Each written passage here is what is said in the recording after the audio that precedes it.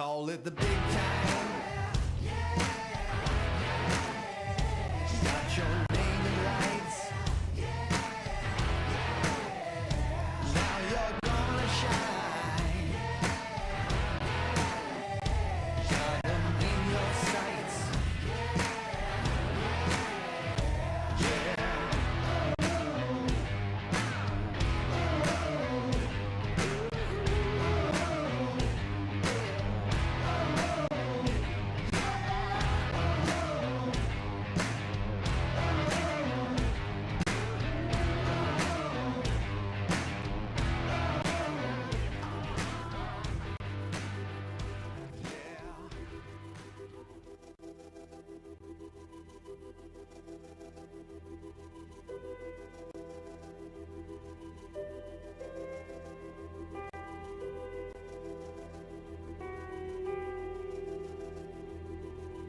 You wanna be great now. You're just trying to find a way out. I don't wanna tell you how to live, but I just don't want you to miss. And I don't mean to scare you. I want you to live, and I dare you to give this life all you have. Yeah, all you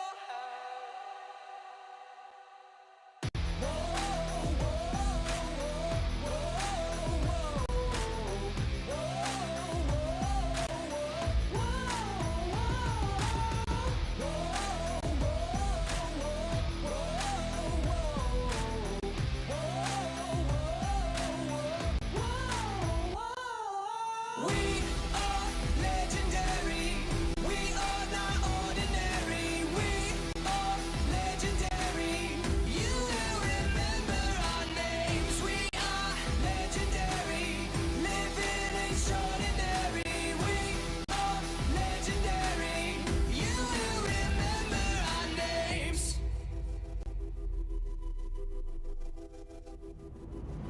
There's no way out of this. This life is all you get. One shot to take. Don't miss, just make. Don't get it twisted. We're on a mission to live life legendary.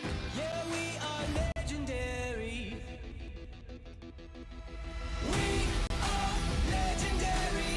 We are not ordinary. We are legendary. You will remember our names. We are legendary. Living extraordinary. We are legendary. You will remember our names. Thin our blood.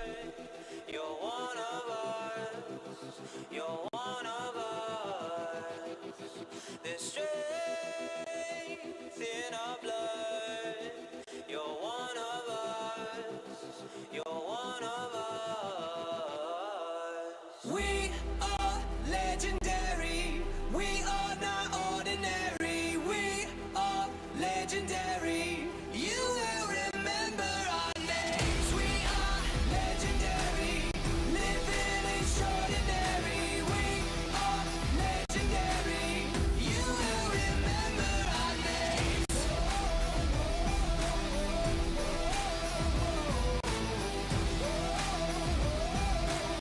You will remember our names. You sure? You sure?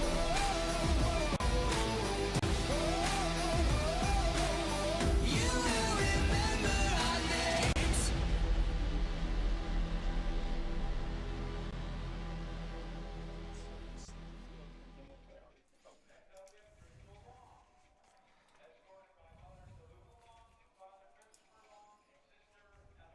Hang on. Don't do anything yet. I've got an issue here.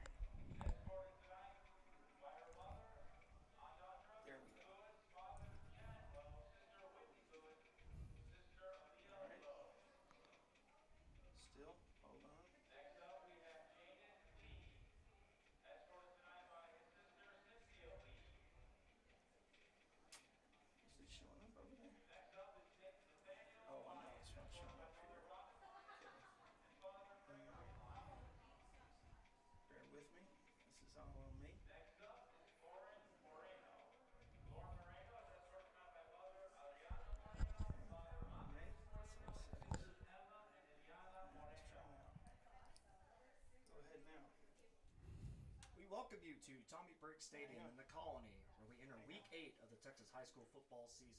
Grapevine is still searching for their first district win of the season after having a bye week to refocus on themselves. Stop.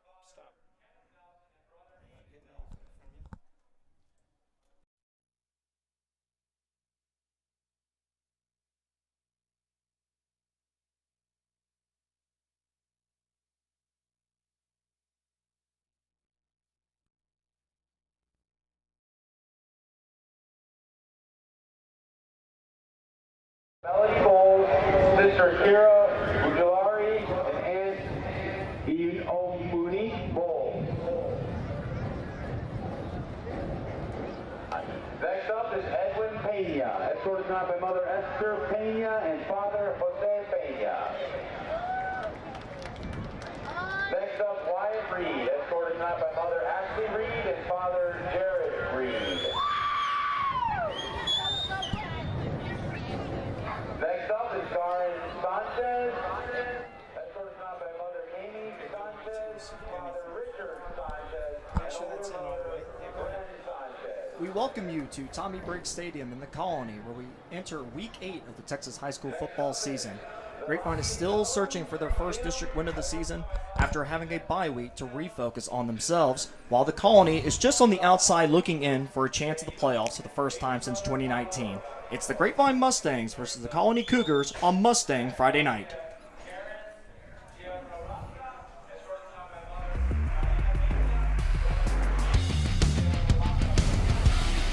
Right, he's going to be stopped short. And it's into the end zone for the touchdown.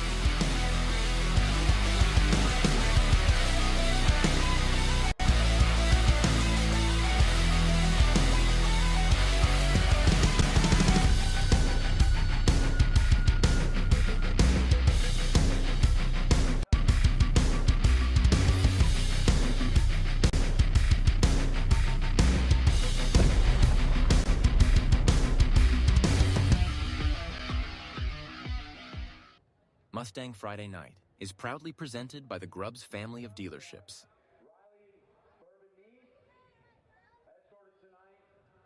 Welcome to the Mustang Friday Night pregame show. Now here are your hosts, Mason and Drew Doherty. Well, hello everyone. I'm with former Grapevine wide receiver Drew Doherty, and I'm Mason Doherty, here to get you ready for tonight's game. Our title sponsor tonight is Grubbs family of dealerships. The Grapevine Mustangs, well, they're coming off a bye after their loss to Burleson, where it was a tough sledding for the defense. The Elks, they had 421 yards of offense against the Mustangs, as it was a challenge stopping their dual threat starting quarterback Andrew Sparks. Grapevine is now 1-5 overall and 0-4 in district. Now the Colony, they are coming off a win last week against those St. Burleson Elks. They won in a comeback effort where they rattled off 13 straight points, and Andrew Sparks actually left late in that game due to an injury. The Colony are now 3-4 overall and 2-3 in district. So for Grapevine tonight, they need to get some opportunities at running the ball against the Cougars defense. The Cougars are still trying to find ways to replace their star senior class at linebacker from last year while giving up an average of 30 points per game this year. It sounds like we should see a recipe of Jake Graham and Jaime Sanchez tonight, Drew. Yeah, absolutely we will. They're going to get involved early. Grapevine's going to look to lean on that run game. Expect to see some screens, some flares out to the flats, get them going in the receiving end of things, and also get the quarterbacks, Jalen Holmes, kind of in a groove early on. Well, and especially when it's an away game for Grapevine, you want to try to keep the ball as long as possible, and we'll get into it here in a few minutes here. But the offense that the Colony have is pretty explosive, so you definitely want to control the time of possession. Oh, yeah, absolutely.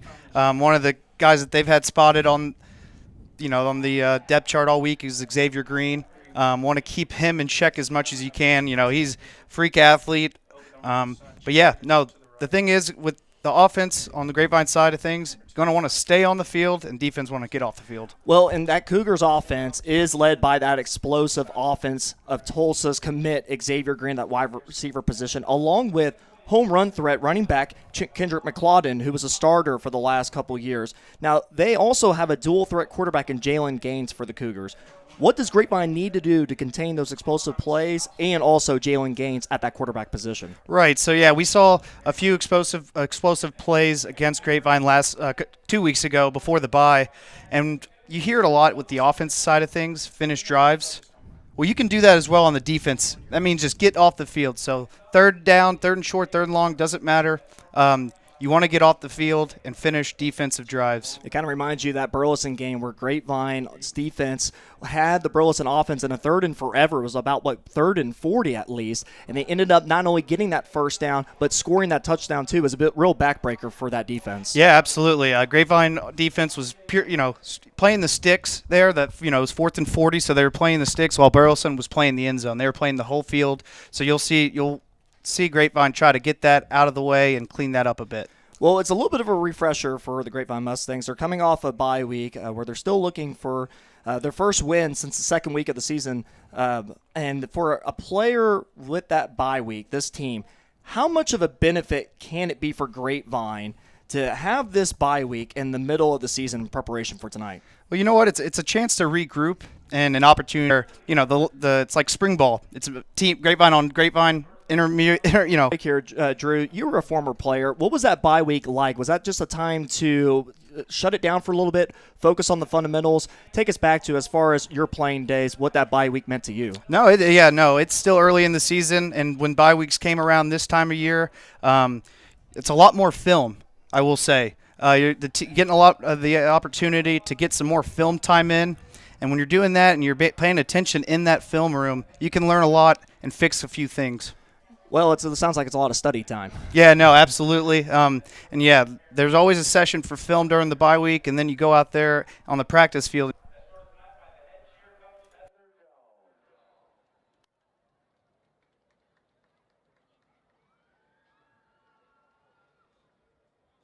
One location, 4 amazing brands.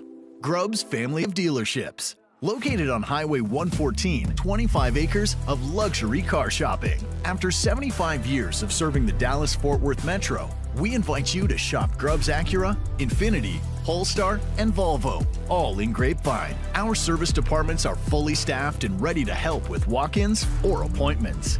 Start with the best, skip the rest at Grubb's family of dealerships. Compass Church is for you.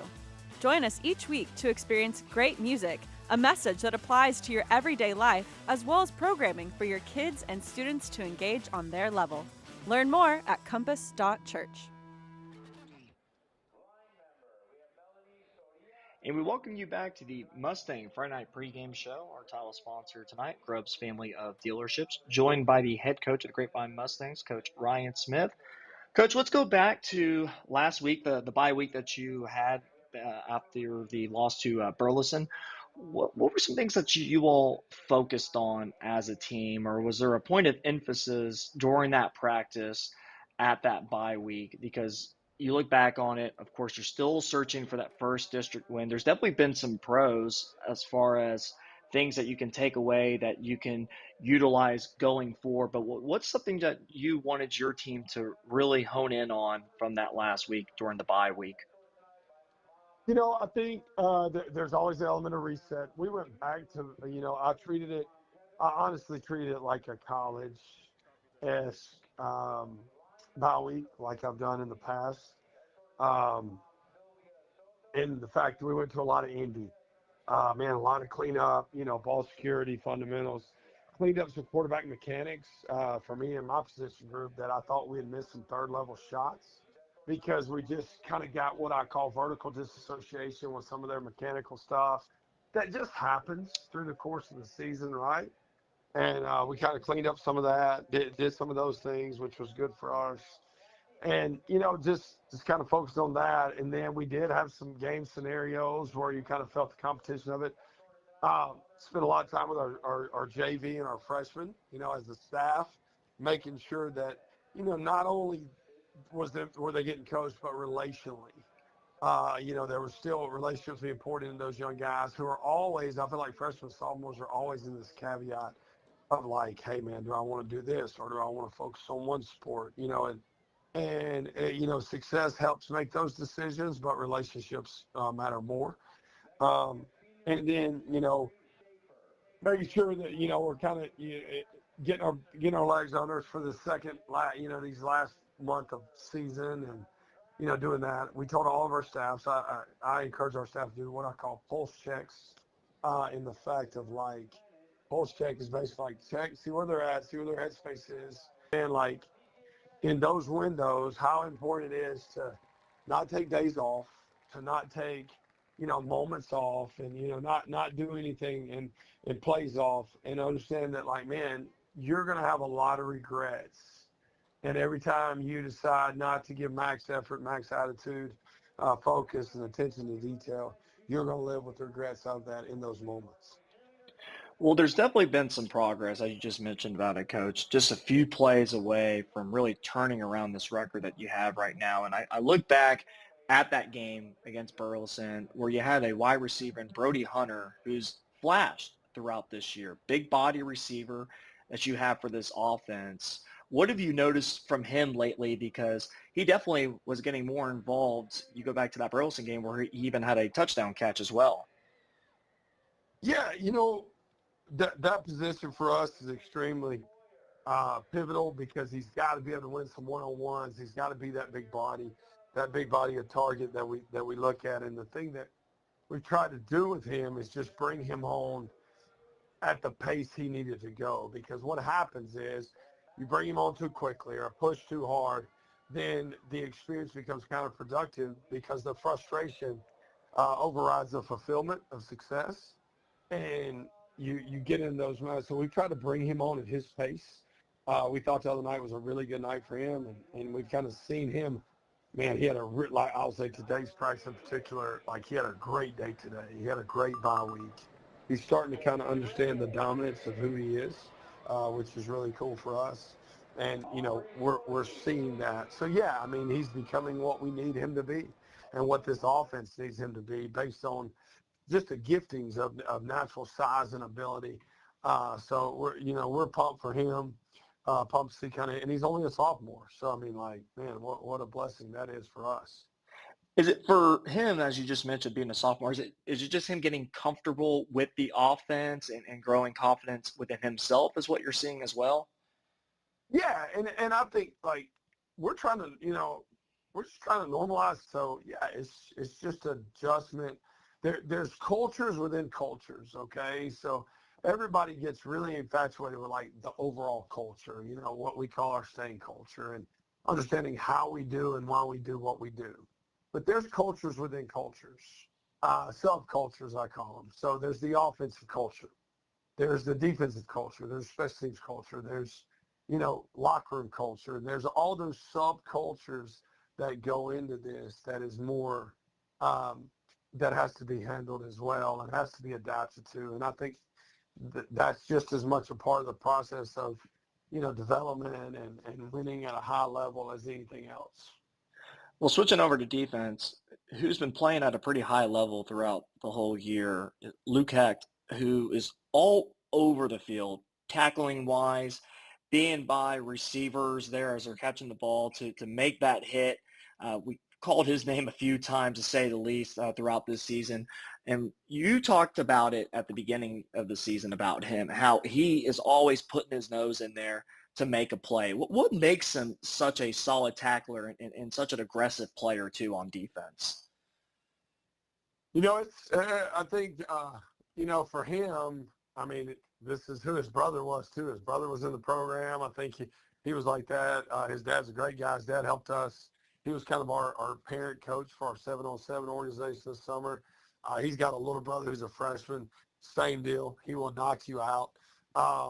And so it's just kind of wired in their DNA, honestly, to just play at a very physical level. Luke's probably one of the funniest guys on the team. He is just really dry sense of humor, really funny dude. And, man, we do appreciate him. Yeah, I've told him several times, like, dude, I don't mind if you catch an interception every once in a while instead of just knocking receivers out. But he'll literally, like, he'll be tracking a ball and just forget about the ball and just go hit somebody. And I'll tell him he's got a linebacker's mentality and a safety's body. But, you know, I mean, he's done a great job. He's on our leadership council.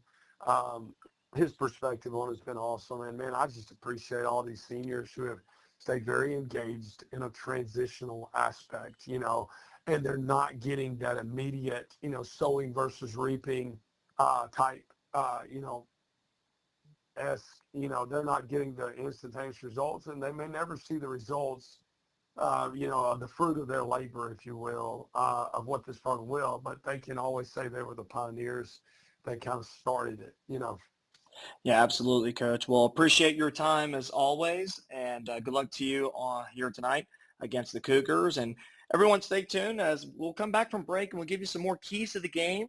Also get you ready for the starting lineup ahead as it's the Mustangs versus Cougars tonight on Mustang Friday Night Pregame Show. Again, our title sponsor, Grubbs Family of Dealerships.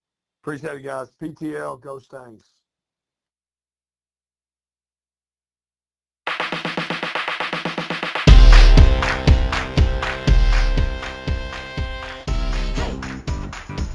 Can't get enough. No.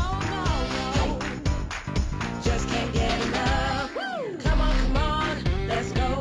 Can't get enough. Start the show. Can't get enough. Yeah. Just can't get enough.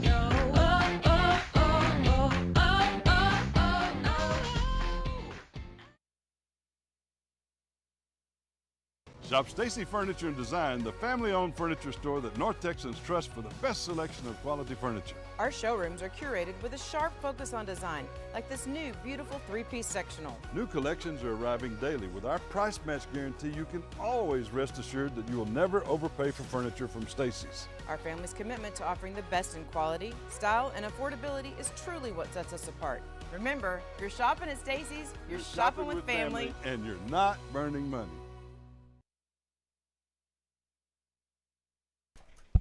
And we welcome you back to Tommy Briggs Stadium here on Mustang Friday Night on Tradio. Mason Doherty along with Drew Doherty here to give you tonight's broadcast. And we'll go ahead and give you tonight's keys to the game, starting with the first one. For Grapevine, it's about limiting those big plays that the Colony offense has, and I think it has a lot to do with Grapevine's secondary. Yeah, that's going to be the start. Like I said earlier, they've penciled Xavier Green all week and last week with the bye. The corners got a task ahead of them tonight. But the main thing and the first thing they're going to want to do is just be physical with them at the line of scrimmage. If you're pressing, make sure you give him a nice bump before he gets across the line of scrimmage. Stay on him. Sure, you may get a couple PI calls, but hey, it kind of sets the tone, maybe gets him out of a rhythm. Well, those PI calls have been all inconsistent this year so far. Just ask Coach Smith about that. The second part of this for Grapevine is establishing a running game and getting to the second level of that defense, because we talked about it in the pregame show already, where the linebacker experience for the Colony is lacking compared to last year. Yeah, no, absolutely. For Grapevine, the run game, you're going to want to keep it clean. And when I say keep it clean, that means the handoffs, the RPO reads. Keeping it clean allows everybody else do their job and the timing of their job being done and execute the play. So they're going to want to keep it clean.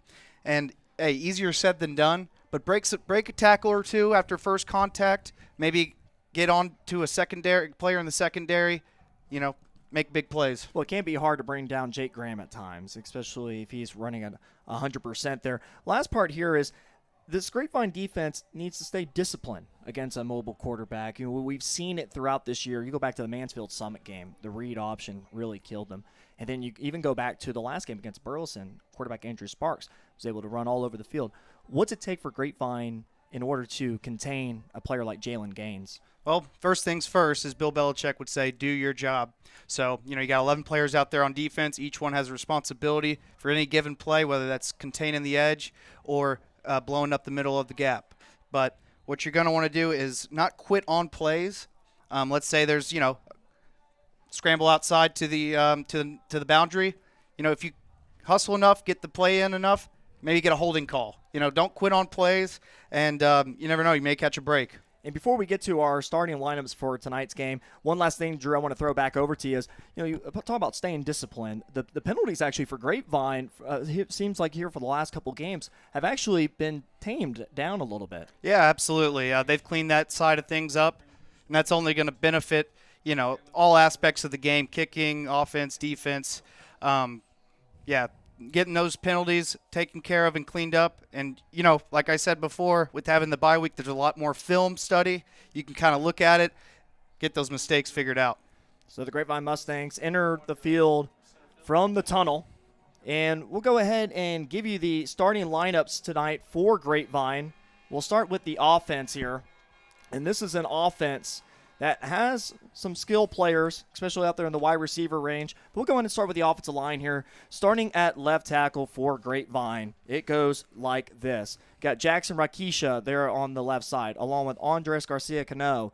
At center, Will Mason. At right guard, Hunter Lux. And then at right tackle, Taden Steen. We'll also probably see him a little bit on the defensive line as well. And then giving you those receivers that we were just mentioning about, especially Coach Smith there was talking about Brody Hunter, starting wide receiver on the outside during our interview that we had with him this week, along with Rayming Zhao, got Rylan Goen, and then Luke Stewart, number 1. And then for your backfield, goes like this. Brady Kay is playing that Stang/tight end position. Quarterback Jalen Holmes, and then at running back Jake Graham. And let's go ahead and give you the defense here, too. The defensive front goes like this. Lucas Manderville at that left side, along with Cedric Hicks there in the middle, and then Jack Cochran there at the other defensive end position. And for the linebackers, the studs of this defense go like this. Harrison Bargy, Tatum Evans, Luke Gormley, and Cooper Towery.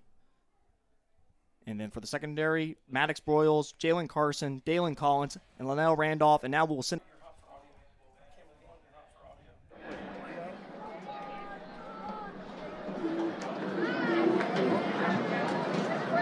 The Colors are presented tonight on left guard under the direction of Colonel Edens and First Sergeant Richardson. On left guard, we have Cadet Master Sergeant Addison Switzer. On right guard is Cadet Private Alani Hunt. On American flag is Cadet Sergeant Major Israel Medina. And on Texas flag is Cadet Major Quentin Carroll.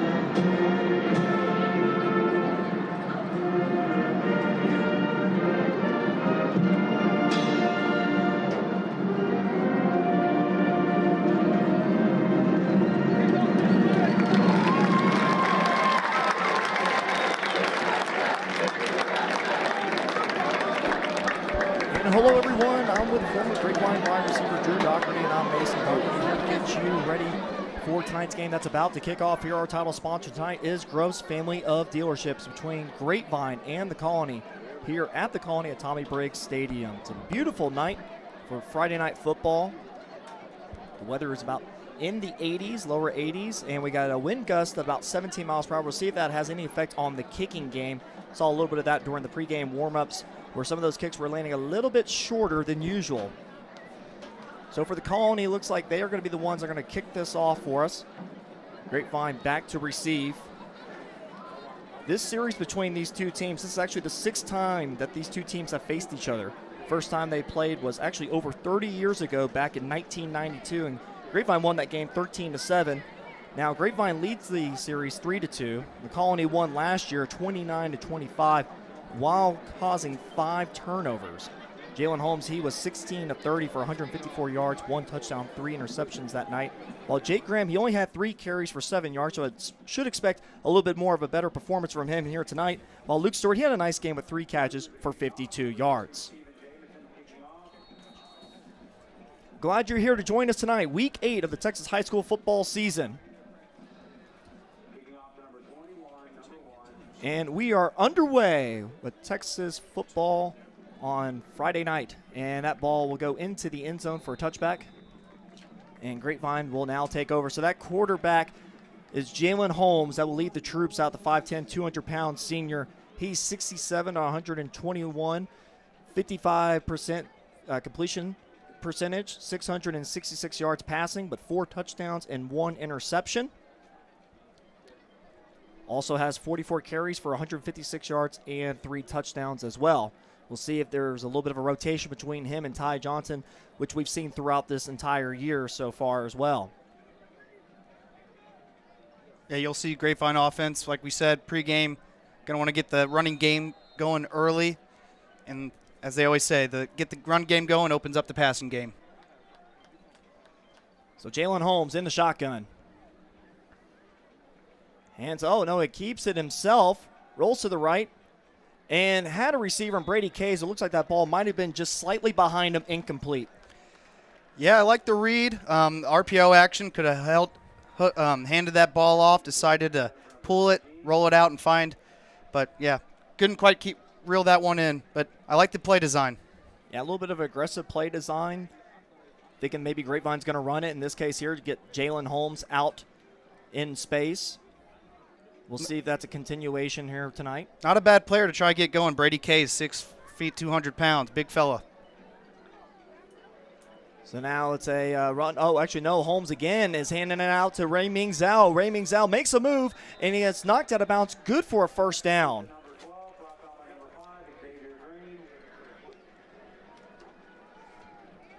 So Ray Ming Zhao getting the first catch tonight for the Mustangs out there on the perimeter. We'll get another look at it by our Gray Mark Insurance. It's a replay. Nice job. Nice decision there.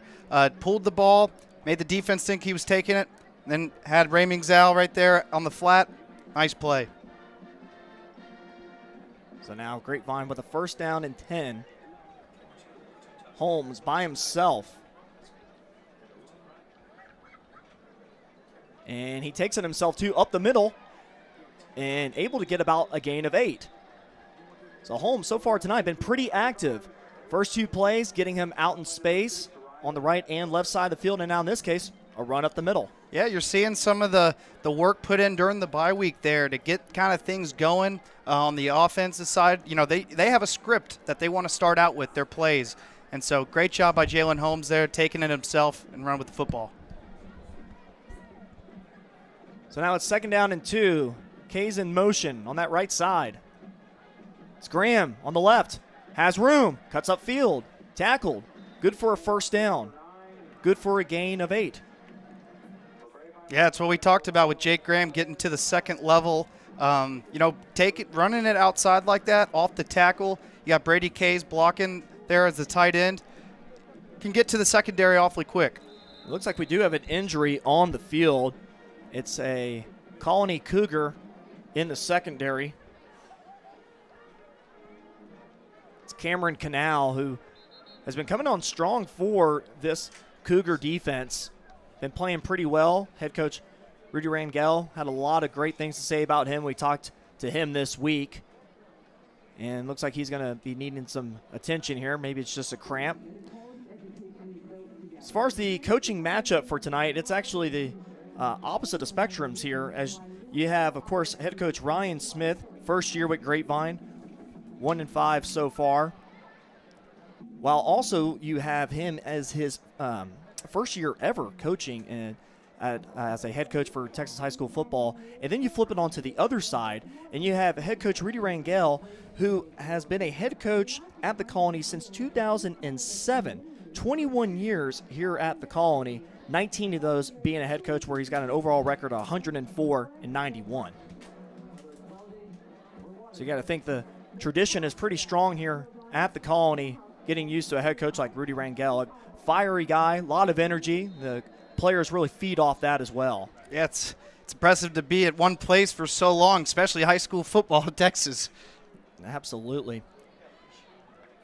And so now Holmes gives it off to Jake Graham on the right side. Now he cuts up field, and he is tackled good for a first down. So almost to the 35-yard line. So far tonight, Grapevine's been able to find some room here in the passing game. Yeah, you'll see it again on this Gray Mark Insurance. It's a replay, a nice, clean play. Jake Graham, little swing route, and then Brady, nice blocking by Brady Kays there. You'll see it right there. Allow some extra space and some more running room for his guy, Jake Graham. It's Grapevine in the tempo. 19 seconds left on the play clock. Kays again in motion at that staying position. Holmes flushes out to the left, and he's got Kays. Oh, no, sorry, that's Jake Graham. And Jake Graham is tackled immediately, but it was good for about 5. So far tonight, it's almost like Grapevine is just taking what is given to them right now, but a lot of it is help from the misdirection. Yeah, no, absolutely, and making the right decisions. You know, RPOs, run, pass option. You got multiple options on one single play, and Jalen Holmes in this Grapevine offense so far has made the right ones. 20 seconds left on the play clock. Again, that hurry-up offense working in the advantage of Grapevine. And so now Graham up the middle. Oh, and it's a nice tackle made by the Cougars. That defensive front was ready for that run. That was Joey Mendez, who had some time even as a starter last year. He plays both ways as well. He's the type of player that will not come off the field at all here tonight. And actually, the Colony, they have 6 players that we're going to see here that will play both sides. And looks like they reset the play clock here, but Coach Rudy Rangel was saying that when you got guys that are playing both ways, it's not more of a physical thing, it's just more of a mental thing. Yeah, no, absolutely. You know, you can get your stamina up enough to play both sides, but you also got to be a tough kid. So now it's 3rd down. And looks like this might be coming back. Oh, no, they're going to get a timeout in. And we'll take one ourselves here with 8:34 left in the first quarter here at Tommy Briggs Stadium. Our score, 0-0 between Grapevine and the Colony. You are watching Mustang Friday Night on Tradio.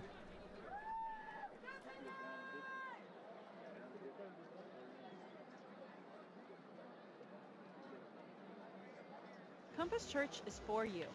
Join us each week to experience great music, a message that applies to your everyday life, as well as programming for your kids and students to engage on their level. Learn more at compass.church.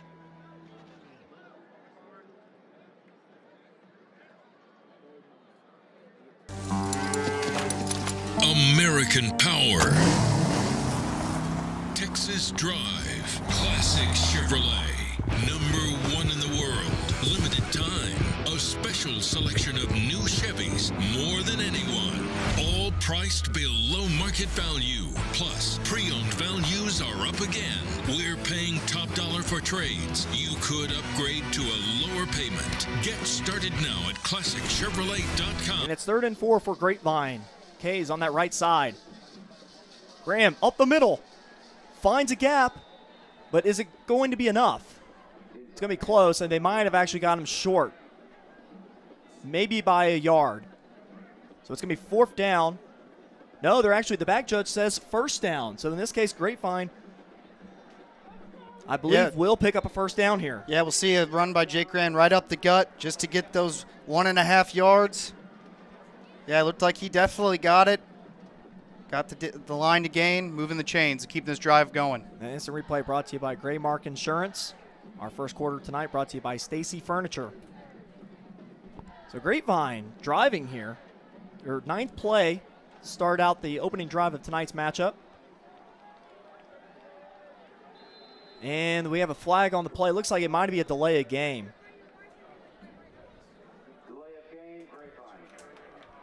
Grapevine avoided the delay of game on the last go-around with the timeout. In this case, they let the play clock go to 0. I think Coach Smith might be asking if the play clock ever reset. That seemed pretty quick. Yeah, Grapevine backfield, Jake Graham and Jalen Holmes, they're kind of asking the ref, hey, the play clock never pumped back up.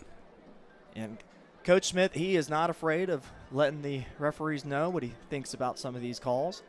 Fiery guy. He openly told us that this week. Coaches with emotion, and they're going to bring this back 5.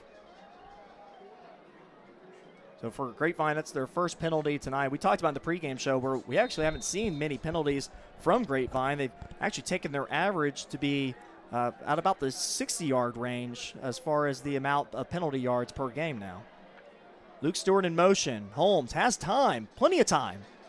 He's got an open receiver in Jake Graham. Oh, and the ball just sails right over his head.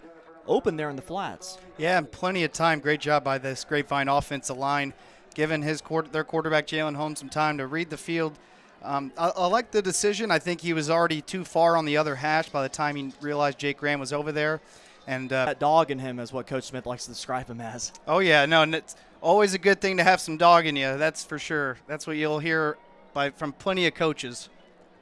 So this is interesting here. Coach Rangel, head coach for the Cougars, out there at about the 40.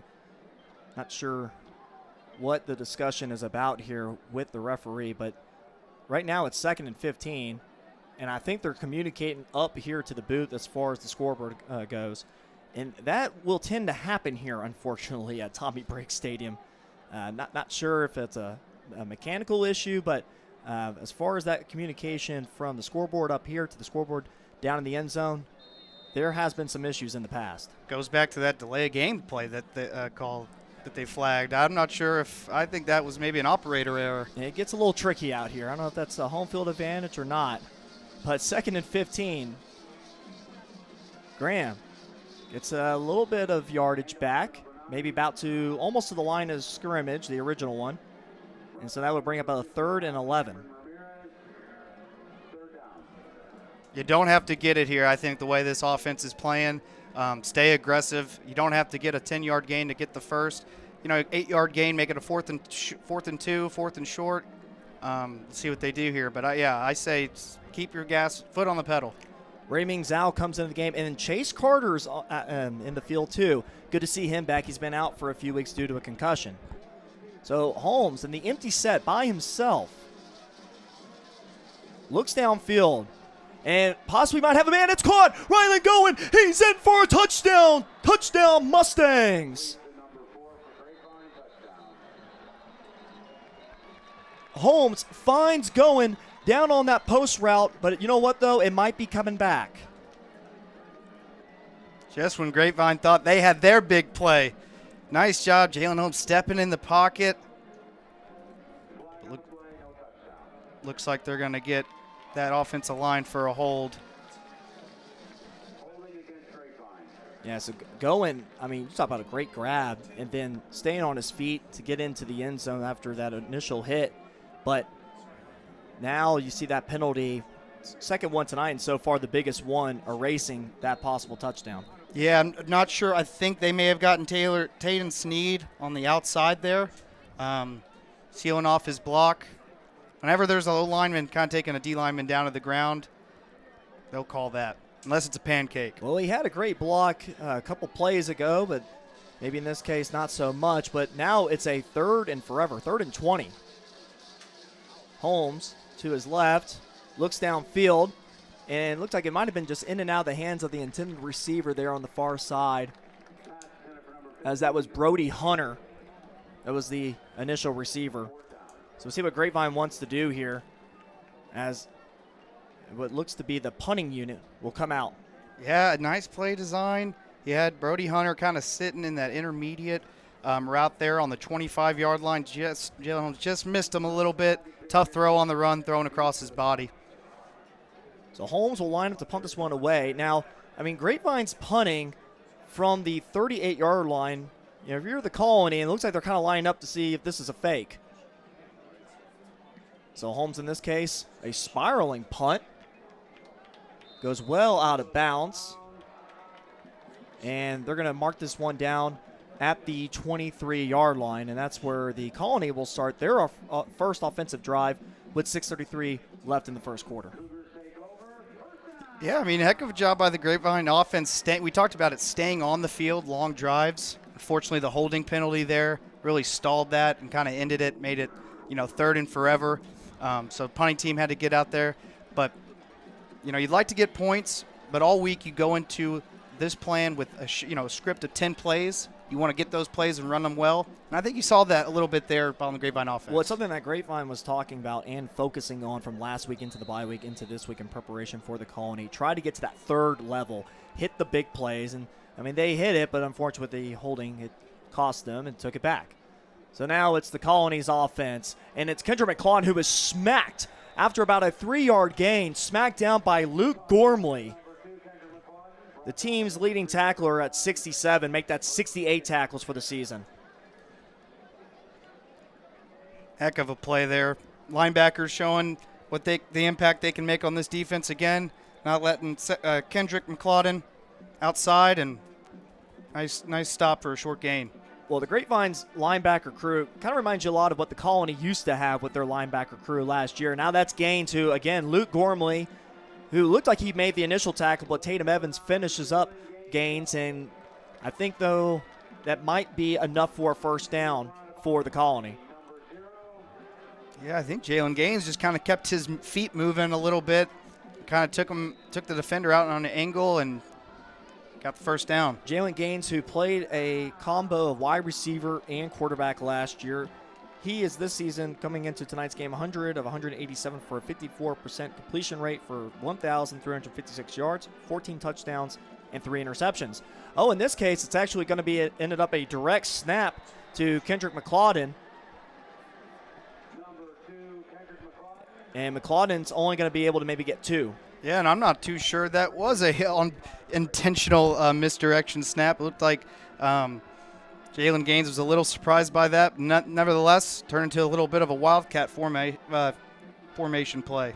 Well, and Coach Rangel said that they are going to run that type of play. They've had some success with it so far this year where they give the ball directly to McClauden, so they're not afraid to do that. Kamari Terrell on that right side is a tight end. And then it's McClauden again that tries to bounce it to the left side, but Grapevine was ready for it. You got Tatum Evans in on the mix, along with Luke Gormley and Cooper Towery. Almost the entire linebacker crew in on that tackle. Yeah, and they did a good job. We talked about earlier, doing your job and staying disciplined. Little counter play by the offense there. Kendrick McClauden looked like he was taking it right, bounced back left. The holes were filled up. Good stop and forcing a third down. So now it brings up 3rd and 5. Bunch formation for the Cougars. It's Gaines. Drops back to pass. Pressured. Gives it off to McClauden. And McClauden's going to try to get around the edge. And he's going to be short due to the pursuit of Dalen Collins and then also Jalen Carson. So that's going to bring up 4th and 1. Now they're going to say maybe first down. They are. Surprisingly, I thought maybe that was going to be more of a 4th and 1 situation. Yeah, he was able to kind of bounce it on the bottom of the numbers and looked like he may have got the line to gain there. So the Colony pick up another first down. Ball at the 43. Gaines wants to go downfield, and it's caught. Down at the 35. Now picks up speed in the middle of the field and is brought down at the 30-yard line. That's Tyler Osborne Jr., the 6', 155-pound junior. Yeah, the word is, a lot of talk about number 5, Xavier Green, but you cannot forget about Tyler Osborne. 21 receptions on the year, 451 yards, averaging 17 yards a catch, and not to mention 6 touchdowns on the season. Well, when you have someone like Xavier Green that attracts all that attention, it gives a little bit of room for Osborne Jr. to operate. So it's Gaines. Flushed out to the right. Wants to go downfield. Might have a man in the end zone. Oh, it's out of the reach of the intended receiver, who is Ryan Kessler. If that was going to be a completed pass, I would have had something to say to the referees there. A lot of time allowed by Jalen Gaines to throw the ball because there was a hold there on Cedric Hicks there, number 45, that was not called. There absolutely was. So if that play was completed for a touchdown, I think the Grapevine sideline wouldn't be too happy with, they got called on that play the drive before. But credit to the coverage of Linnell Randolph. I mean, for someone in the secondary, you got to cover someone for that long. He was, for the most part, hip to hip with Kessler. So now it's 2nd and 10 for the Cougars. Gaines pressured. Gets the ball off immediately, and it's caught by Xavier Green. Out to the left. He's got the speed. He's got the block, and he's going to be in for the touchdown.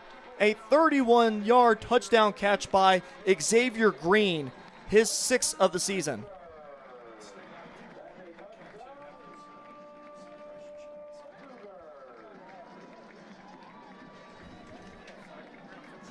So it looks like actually what might be happening here is a flag on the play. I'm curious if it's for showboating.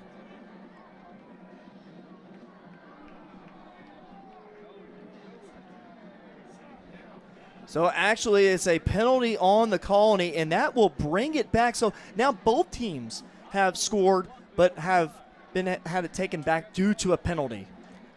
Yeah, it looked like personal foul there on sportsmanlike conduct. You got to see some of the athleticism there from Xavier Green, being able to stop on a dime and kind of take it to the house there. But fortunate for Grapevine getting that call and bringing it back for the Colony. Yeah, he's a Tulsa commit, but he was offered as a freshman to play basketball at Texas A&M, now a senior. So now it's 3rd and 10. Gaines drops back, pressured, gives off to McCloudon. And McCloudon is going to try to stay up as long as possible, but Grapevine is going to be able to bring him down well short of the sticks. It was Cedric Hicks on the tackle, along with Harrison Bargy. Yeah, Harrison Bargy, in my opinion, was the highlight of that play. Holding on to that block, setting the edge, and allowing all the rest of the Grapevine defense to come in and make the play. So now that brings up, well, actually what I thought was from what the scoreboard was telling us was 3rd and 10. It's now what looks to be 3rd and 7. Apologies. 3rd and 5. Here we go. So you got 3 receivers to the right here for the Colony. See if Gaines wants to go that way. No, he's looking the other way. And 7, it's almost intercepted. Reading that play was Luke Hecht, who almost came down with the INT. Yeah, almost a big play there by the Grapevine defense. You'll see it on this Graymark Insurance replay. Xavier Green is just running and not turned around. Jalen Gaines is expecting to have eyes on him. Miscommunication there. And Grapevine almost had a nice interception there. Well, Luke Hecht's got to be kicking himself a little bit. Coach Smith, we talked to him this week about Luke Hecht and how much of a solid tackler he is. And he said, yeah, but you know what? Sometimes I want him to actually go ahead and make a play on the ball, too, instead of always on the body. And in this case, the Colony throw up a prayer into the end zone. And what a defensive play by Dalen Collins. Collins with great concentration here. Yeah, heck of a defensive play by Dalen Collins. Being physical. It's a free play, so they're going to throw it up to their guy. And heck of a defensive play by Dalen Collins, being physical. We talked about that. You know, be physical with these receivers. Let them not get in a groove. Kind of see some incompletions go their way. Heck of a job by Dalen Collins being physical at the point of the attack. So it's 4th and 1 now. I mean, if you're Grapevine, I mean, you'll take that defensive play where it eliminates 6 with that great play by Collins compared to just a 5-yard penalty. But in this case, the Colony are going to try to get this first down on that right side. And it's Kendrick McCloudon with that Wildcat formation, and he's able to pick up the first down. Kendrick McCloudon, who comes into tonight's game, 116 carries for 847 yards, 9 touchdowns, averaging 7.3 yards a carry. He battled through a lot of injuries last year, in and out of the lineup due to what they just thought was a knee injury. They couldn't really figure out what was going on. Well, then after the season was over, they find out he was playing with a torn MCL.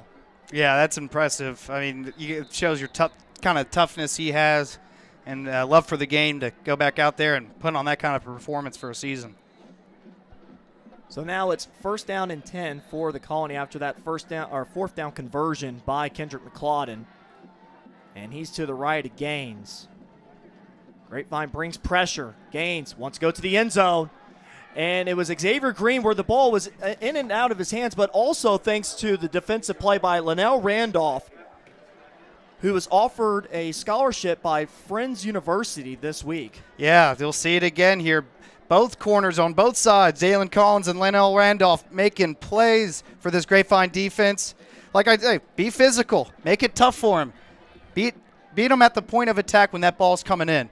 Yeah, just like you were talking about, Drew, eliminating those big plays, and it starts with that secondary. In this case here, it's the Cougars on that left side. Gaines, the former wide receiver, but he is slung down by the defense. Luke Gormley with the key tackle.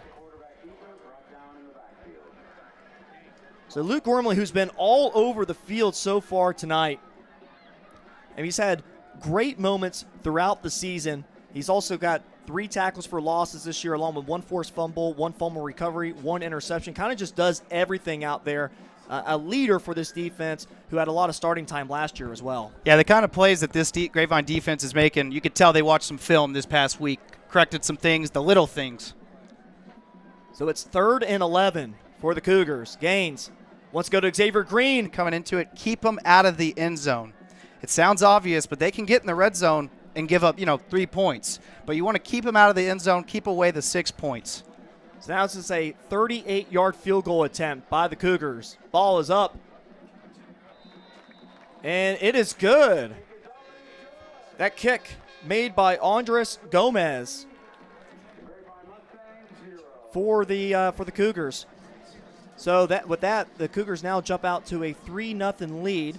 Actually, I apologize. That was Trevor Vasquez. Trevor Vasquez with the field goal kick, the sophomore for the Cougars. But, yeah, to your point, Drew, I mean, you talk about limiting the damage because there was at least a couple times where the Cougars could have had 6. Yeah, no, there's definitely some plays where they could have broken out for a big gain, but Grapevine defense staying disciplined, doing their job, bending, not breaking. The Colony's in the red zone, kind of pushing to score there, but bend, not breaking, and keeping 6 points off the board. And heck of a job by this linebacking crew. Luke Gormley on that tackle on the right side of the field, keeping him from getting a first down and making a 3rd down. Well, Grapevine's going to get the Colony's best shot here tonight because the Colony is at the 6th place of the District 3 5A Division II rankings, as they are clearly on the outside looking in for playoffs, but they definitely have an opportunity, and they have to win the games that are in front of them here, and it's going to get really tricky for them as they get later into the season. They do have a bye week coming up after this, but then you got to go and play Mansfield Timberview over at Mansfield Timberview, and then over at Argyle as well, arguably one of the best teams in 5A Division II. So that kick by Jamison actually finds the end zone instead of the out-of-bounds range that would have favored the Mustangs, and so Grapevine would take over after that touchback. So we saw in that first drive for Grapevine, they were able to find a little bit of a balance there of passing the ball out to the flats. Holmes wanting to go deep and did find going, but unfortunately that penalty drew it back. But also Jake Graham had a little bit of success as well. Yeah, I think you stick with that game plan that you had on that first drive. Taking what the defense is giving you. They had some plays that just missed on a couple, but they were there. Just stay aggressive and kind of keep it that same game plan where keep the defense guessing what you're not going to do, whether they're going to run it, take it. Jalen Holmes having a nice start to this first quarter. This first quarter brought to you by Stacy Furniture. Holmes in the shotgun. Gets going in motion. Holmes to Jaime Sanchez. They may want to pick that up. Oh, and the Cougars do pick it up. And they're going to say incomplete, but, man, you talk about that being risky, Drew. Oh, man, if I was a big man, I would go ahead and just maybe cross the line of scrimmage. Not line of scrimmage, the end zone, just in case. Why not? He stopped running right before it. Let's check it again. Yeah, that's backwards. I mean, that's about those plays are sometimes hard, to decipher. That one's clear as day right there. That is backwards. That was Cameron Ramirez with what would look to be the recovery. But, yeah, to your point, Drew, he stopped. He heard the whistles, and then sure enough, Grapevine catches a huge break here. So now it's 2nd and 10. And it's Holmes with the spin move. Holmes got a room, and he is brought down at the 40-yard line. Good for a first down and a 15-yard gain. Yeah, heck of a play here. Jalen Holmes hitting him with the spin move. Getting Raymond Zhao in motion, kind of spread out the defense, decides to pull it, does a little hezzy-hey there, turns it up the field.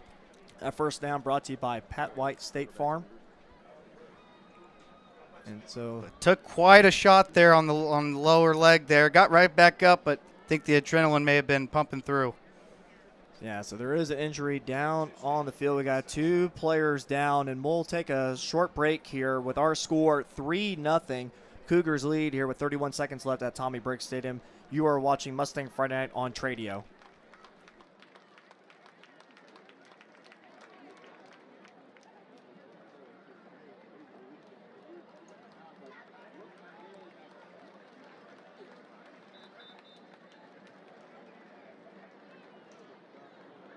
Shop Stacy Furniture and Design, the family-owned furniture store that North Texans trust for the best selection of quality furniture. Our showrooms are curated with a sharp focus on design, like this new beautiful 3-piece sectional. New collections are arriving daily. With our price match guarantee, you can always rest assured that you will never overpay for furniture from Stacy's. Our family's commitment to offering the best in quality, style, and affordability is truly what sets us apart. Remember, if you're shopping at Stacy's, you're shopping with family. And you're not burning money. First down and 10 for the Mustangs here at Tommy Briggs Stadium. One location, Mason Dockery, 4 along with Drew amazing Doherty, will give you brands. tonight's game. Grubbs family of dealerships. Colony. Located on Highway 114, 25 acres of luxury car So now shopping. that Holmes After is 75 off years the of field, serving he the was the Dallas one that was Fort shaken Worth up. Metro, He was able to walk off on his own power. It's Ty Johnson that now comes out on the field. Johnson, who's not afraid to throw the ball, gets it. Oh, no, it's a little bit of a trickery play, a hook and lateral, and it doesn't go in the favor of Grapevine, and the Cougars are going to recover it at the 20.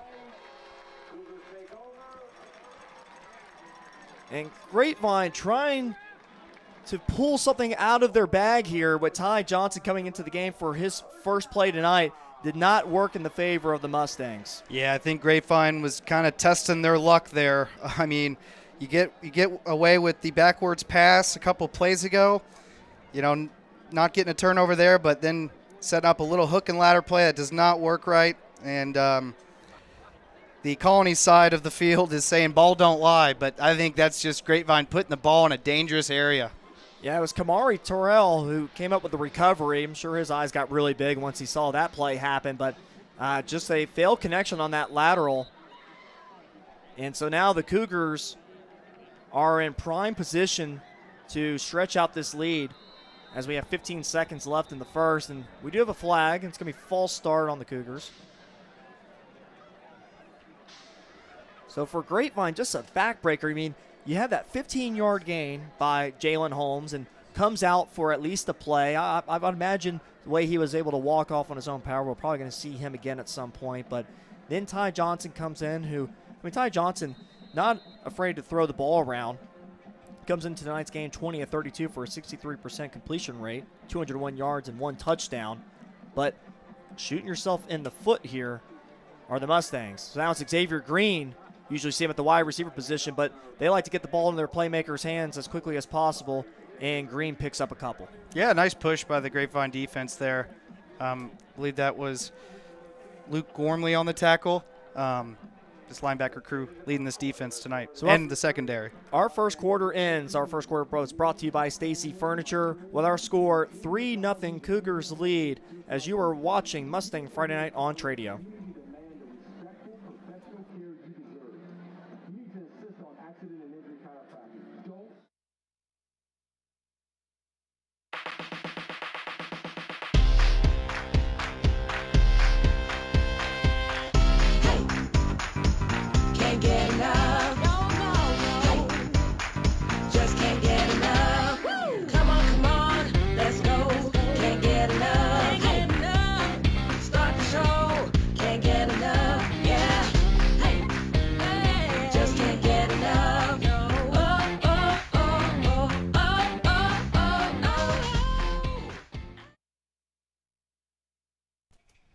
And we bring you back to Tommy Briggs Stadium where it's the second quarter. Our second quarter brought to you by Compass Church.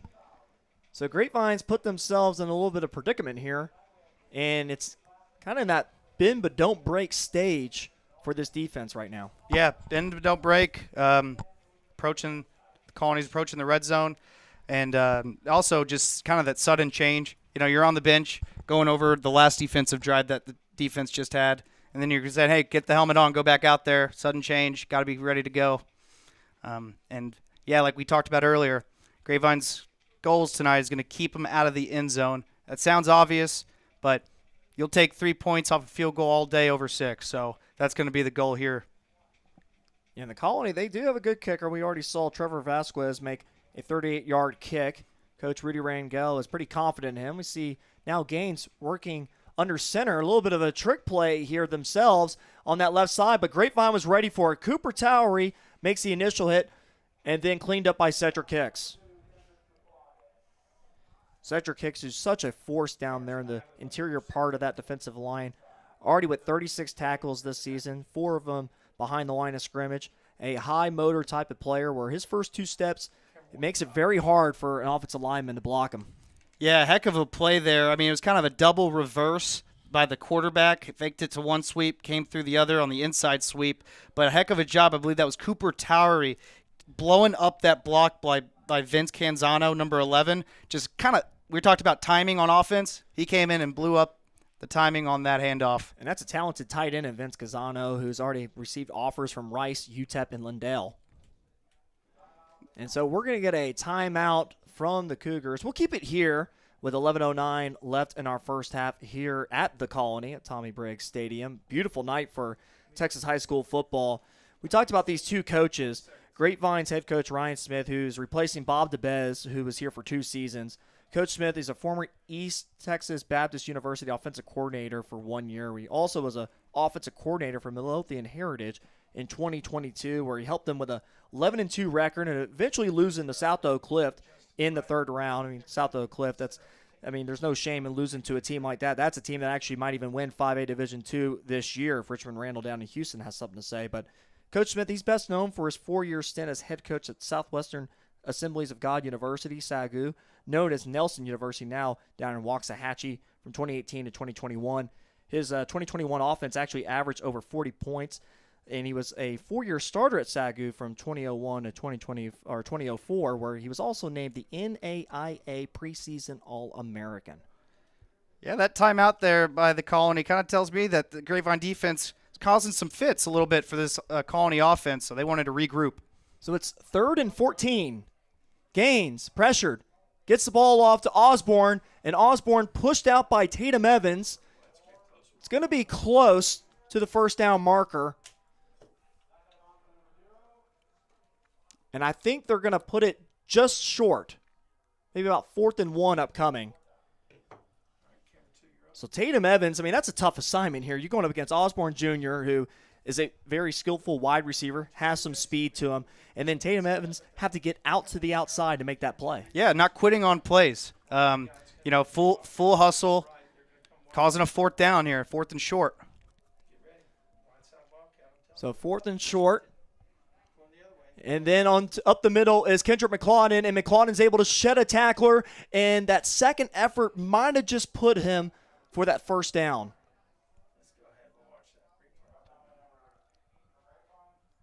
Yeah, by the time he got tackled at the point of attack, he looked like he was right at that line of gain, and then the rest he had to do was just pull that ball over the first down. We'll see on this gray mark insurance replay here. Nice job avoiding tackles, bouncing outside. You see there, just stretching, making sure to get the line to gain. And Jalen Carson was almost able to make that play and keep him short of the sticks. Now it's 1st and 10. Actually, no, I apologize. 1st and goal, they're going to say here at the 9. So it's Gaines. And he's got McClellan there by the pylon, and he leaps over the defense, and he's in for the touchdown after the flip. Kendrick McClellan going airborne for 6. Yeah, he may have just found himself on the top 10 on this evening Sports Center. Holy cow, what a play. He was running to that pylon full speed, decided, heck, I'm just going to jump over it. Wow. Yeah, it's pretty impressive. We got a second look of it here in the studio, but that is amazing. I mean, what an athletic play by McClellan. Bargy was there, but we talked about how athletic McClellan is. You saw it there. So that extra point for the Cougars is up and good by Trevor Vasquez, and that puts our score at 10-0 Cougars lead here at the Colony. We'll take a short break and bring you more action of the second quarter as you are watching Mustang Friday Night on Tradio. Life moves fast, but protecting what matters shouldn't be complicated. At Graymark Insurance, we make home and auto coverage simple, affordable, and built around you. Old-fashioned service, uncommon speed, that's the Graymark promise. Visit mygraymark.com today and learn more. Again, that's mygraymark.com.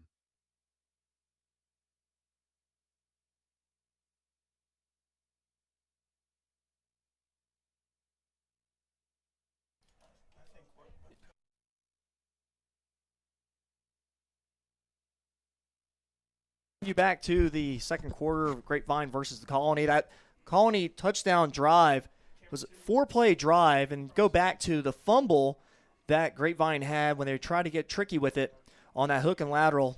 Did not work in their favor. And then the Colony finished off that drive on a 9-yard touchdown throw from Jalen Gaines to Kendrick McLauden, who flipped into the end zone. And so for Grapevine right now, it's about just, again, hitting that reset button and refocusing and making sure that this game doesn't get away from you. As Stephen Jamison lines up to kick this one away. He was the kickoff kicker for last year. So it's Linnell Randolph fielding it and finding some positive yardage down at the 32-yard line. So this will be the best starting position for Grapevine to start tonight. Yeah, Linnell Randolph really getting himself in this ball game. Great defensive play on one end, and nice return to about the 35, getting this Grapevine offense another try to score in the second quarter. And we'll see who comes out at that quarterback position. As we saw Jalen Holmes, who was hurt on that last run that he had, it is Ty Johnson that comes back out. So we'll keep monitoring that situation. Don't see Holmes on the sidelines from our angle point.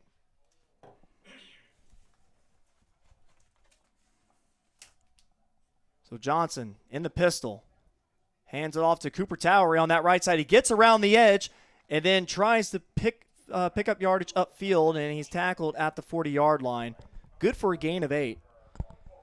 We've seen a lot of Cooper Towery go both offense and defense. So far this season coming into tonight's game, 23 carries for 128 yards, averaging 5.6 yards per carry. Yeah, Cooper Towery's got enough speed to just take that handoff, go to the outside, and run upfield for a nice gain. So actually, it looks like Holmes is now back into the game, subbed in on that last play. Holmes wants to go deep, too, and it's to Goen. And actually, I apologize, that's to Luke Stewart, and maybe it's a miscommunication there, incomplete. Yeah, came off the sideline ready to throw that big play. Looked like miscommunication, like you said. Looked like the route kind of stopped short. Jalen Holmes is expecting a streak route down the field, but no harm, no foul, no turnover or anything like that. Well, the offensive coordinator for Grapevine, Derek Sides, he's got to be happy at least with the aggressiveness that they're seeing from Holmes right now. Again, it was a focal point for this offense last week in the bye week to try to work on the home run plays through the air. And so far, we've seen a couple of attempts of that here tonight. So it's Towery up the middle, finds a lane, breaks a couple tackles, spins his way down on the other side of the field to the 45-yard line. Good for a Mustang first down. That first down brought to you by Pat White State Farm. Yeah, here's a Graymark Insurance. It's a replay. This is the nice thing to have when you got Cooper Towery as your third running back. You know, he does play that wildcat position, but just being able to plug him in and throw him out there for that change of pace. He's a tough runner, too. Look at him just not wanting to go down. Coach Smith has talked about trying to limit his carries because, of course, you don't want to just have him completely gassed by the end of the night. But at this point here and late in the season where you're trying to find that first district win, you got to do what you can at all cost. And so it looks like the Colony were going to try to get a player off the field, and Coach Rudy Rangel wants an explanation from the refs why he was not able to do that. I got you. And he's forced now to call a timeout. And that's already going to be the second timeout used by the Cougars tonight. All right, guys, scoreboard's looking good. The colors. So they're claiming, I'm thinking that that Grapevine was able to get a substitution in, and then the Colony said, okay, we can follow back. We can answer that substitution. I didn't quite see if Grapevine did get one, but that's what the Colony, that's what they were vouching for. Yeah, absolutely. And you see that a lot of times, especially like in college football, where the offense will make that substitution, and sometimes the defense is so strategic with it, they will be very late on getting that player off the field, knowing that they can, and sometimes that leads to where the offense has to eat it, maybe get a delay of game or a timeout that they have to force. Yeah, NCAA implemented the penalty this year, where if you fall down, you know, kind of cramp it, act like a cramp before the after the ball has already been lined up for the next play, they'll call you for a delay of game on the defense. So just a matter of time till they get that on the high school level. So that's 1st and 10. Holmes still out in the field, so that's encouraging to see as a Mustang fan. coming back from that injury in the first quarter. He's got Graham, takes it on that right side, and then runs into a couple Cougars, maybe for about a gain of 3. Cameron Ramirez on the tackle, the 6'3", 255-pound junior, who was a starter last year. He's a big human being and a very talented, and what Coach Rudy Rangel says, a very interesting player, just because how well he can move with his size. Yeah, you know, Jake Graham wants to get a few more yards on that play, but he's one or more tackles away, just breaking a couple of those from a big play, and nice job by Grapevine offense, kind of controlling the tempo here. 2nd and 8. K's in motion. And Holmes wants to go to that right side, and it's caught. Oh my gosh. Caught by Luke Stewart, who was able to get behind the defense. So that's Luke Stewart's first catch tonight. Yeah, heck of a job here by Jalen Holmes and Luke Stewart.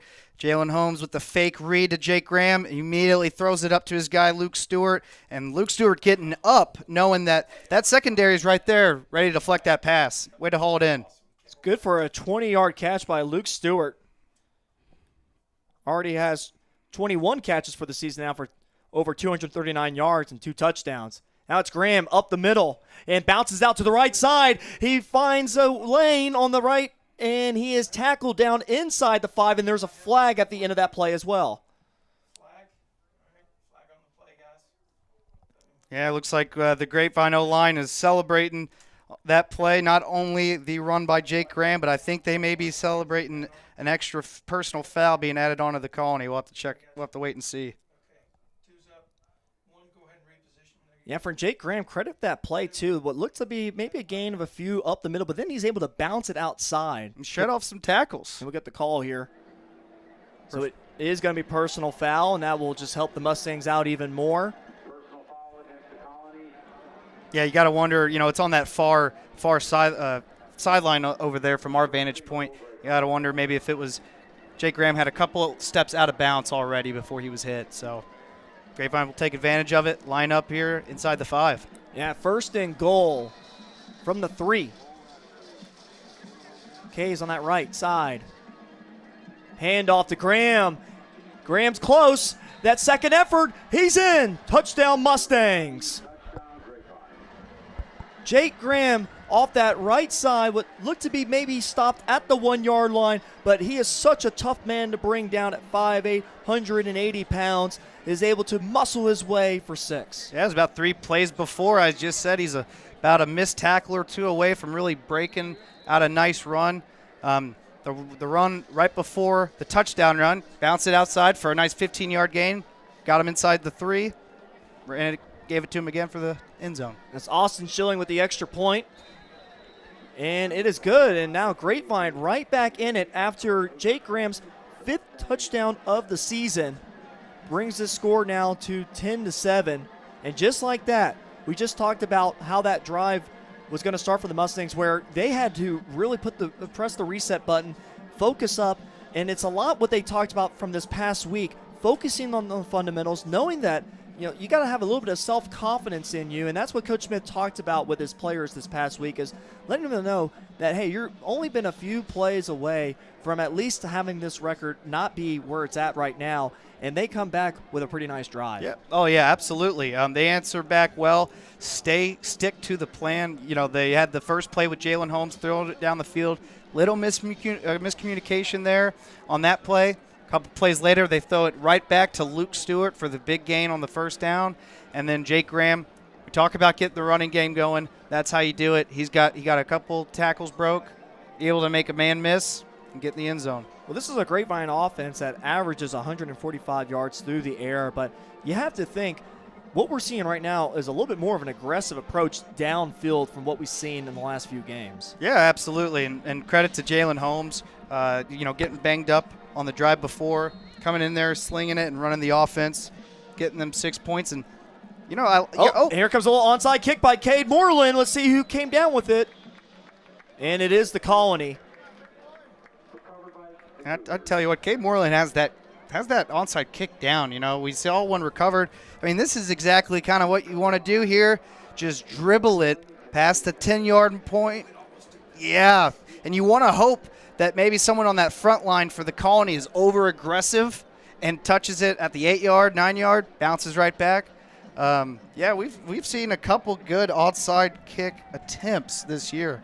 Yeah, you go back to that Arlington Seguin game. Oh, yeah. I mean, bounced it right off his shoulder pads. Grapevine was able to recover that and tie the ball game.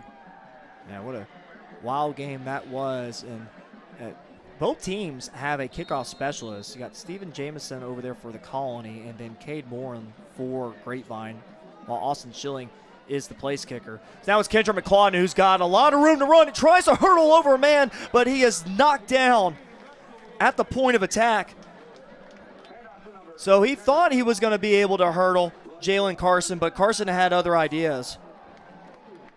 And that's a I mean, that big play for the Colony, but that's a heck of a play by Jalen Collins there, making Jalen Carson there by, that's how you avoid being hurdled right there. Looked like Rodney McLeod against Brandon Cooks in the Super Bowl 52. Well, I think Kendrick McClauden is just on cloud 9 from that last takeoff that he had to get 6. So now Grapevine with the pressure and is able to come down with the sack.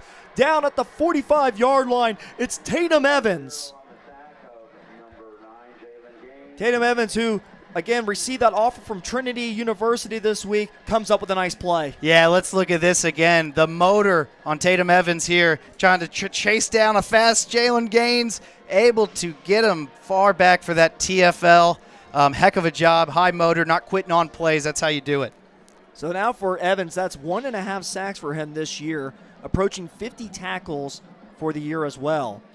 And Tatum Evans, we already knew he was a pretty athletic guy, but it's like he's got an extra motor here tonight. Yeah, he hit the turbo boost there to bring down Jalen Grimes. 2nd and 23. The pressure again on the screen play, but the Colony might have found a return by Kendrick McClauden. He's inside the 30. And so now it's going to make it a little bit more manageable for the Cougars here on this 3rd down attempt. We've seen a lot of McClauden so far in the passing game. Coming into tonight's game with 7 receptions for 121 yards, averaging 17 yards a catch, and also with now 2 touchdowns.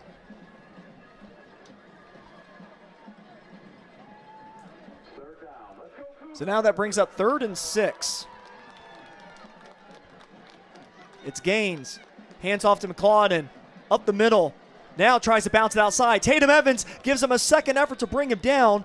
He might be short. Tatum Evans playing lights out football here tonight. Yeah, emptying the gas tank on this play here. Sticking on the outside. And forcing the 4th down. Nice tackle on McClauden there. Tough guy to bring down. Fast guy, athletic, but Tatum Evans showing his athletic ability once again. Defensive coordinator Freddie Smalls for the Mustangs. Coach Smith said that Smalls has found something in Tatum Evans here recently, found how to use him to his maximum potential. Now we have a 4th and 1 for the Cougars. Kendra McClauden and that Wildcat formation, but we have a flag. So it's going to be false start on the Cougars. And now that really changes some things up here if you're the Cougars. Oh, yeah, that's going to cost them. I mean, a 4th and 1 to now a 4th and 6.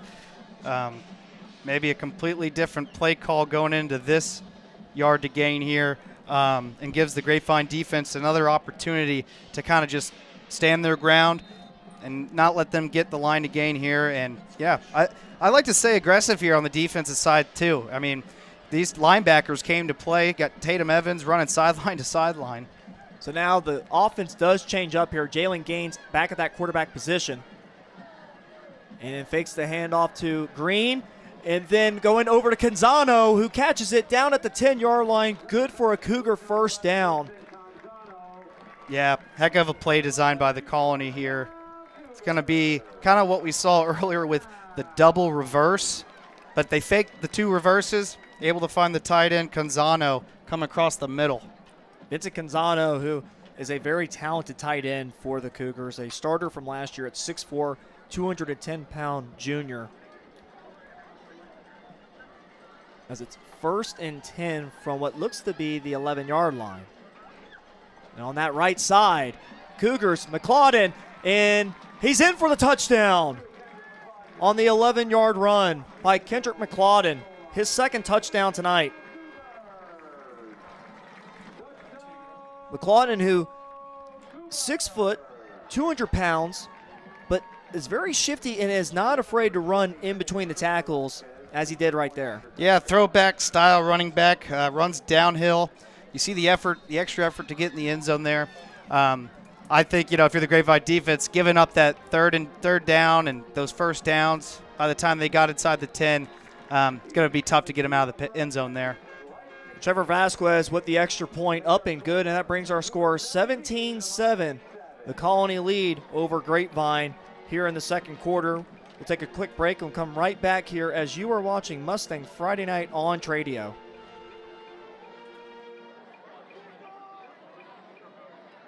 Shop Stacy Furniture and Design, the family-owned furniture store that North Texans trust for the best selection of quality furniture. Our showrooms are curated with a sharp focus on design, like this new, beautiful 3-piece sectional. New collections are arriving daily. With our price match guarantee, you can always rest assured that you will never overpay for furniture from Stacy's. Our family's commitment to offering the best in quality, style, and affordability is truly what sets us apart. Remember, if you're shopping at Stacy's, you're shopping with family. And you're not burning money. Compass Church is for you. Join us each week to experience great music, a message that applies to your everyday life, as well as programming for your kids and students to engage on their level. Learn more at compass.church.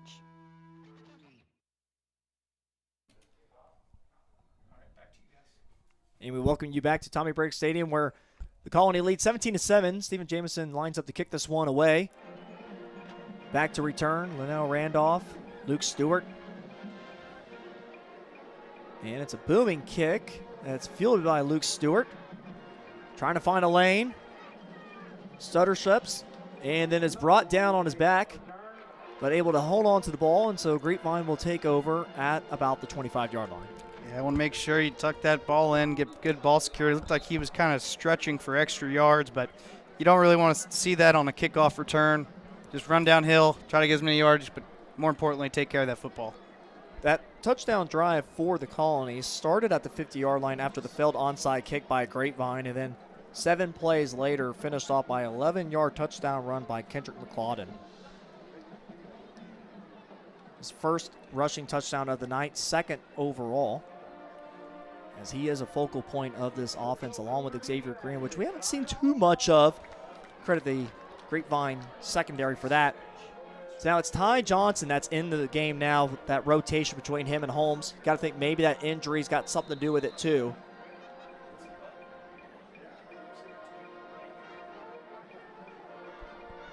And it's a handoff to Graham, and Graham is stopped behind the line of scrimmage. The Cougar defense was ready for him. That tackle made by Riley Stewart, who now has 15 tackles for losses this year. Yeah, just got another one right there. Heck of a play and big play by the Colony defense and Riley Stewart.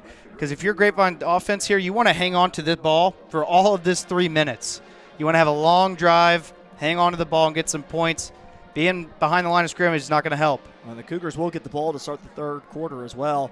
And it's Graham up the middle, spins around, and it's going to be right up the first down marker. I think he does have it.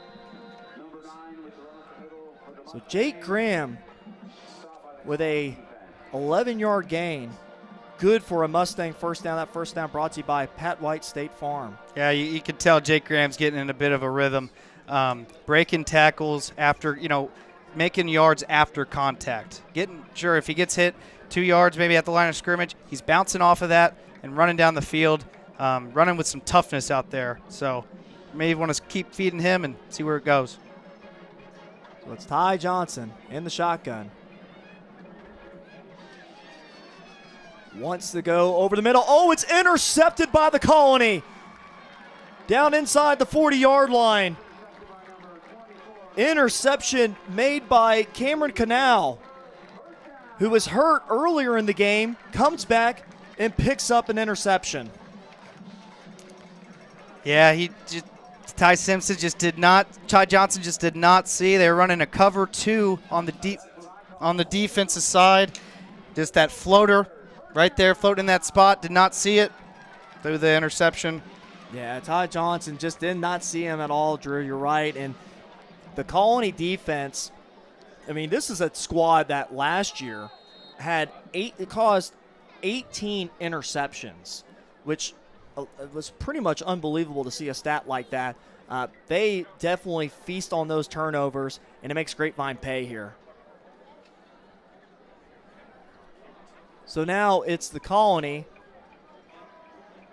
at the 37-yard line to start this drive. And then Cedric Hicks, it looks like he was pretty much held there and tries to find another gear to bring down Gaines. And with him and Gormley, rush him out of bounds. Yeah, I'm with you on there. It looked like there was a hold. And that goes back to like that, having that motor and not quitting on plays and giving it full effort. Because, if you're playing like that, you may get a call and a holding call and a nice break. Yeah, no kidding there. Looks like Hicks there was definitely there for a second, held, and he threw up his arms. But so far here tonight, not getting the call. And so 2nd down and 7 for the Mustangs. Jalen Gaines in the shotgun. And now tries to find room up the middle, and Grapevine's ready for him. Harrison Bargian on the tackle.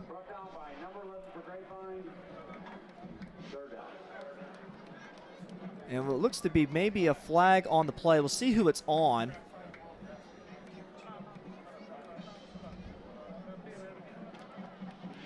As we now approach a minute 58 in the first half. Here's the call. So with that, they're going to bring it back 10, and that takes us to the 2-minute timeout here in the second quarter. Our second quarter brought to you by Compass Church, and we'll take a timeout ourselves here if the players on the field decide to as well. It looks like, yes, now they decide to, and we will as well, as it is 17-7 our score. Colony lead. You're watching Mustang Friday Night on Tradio.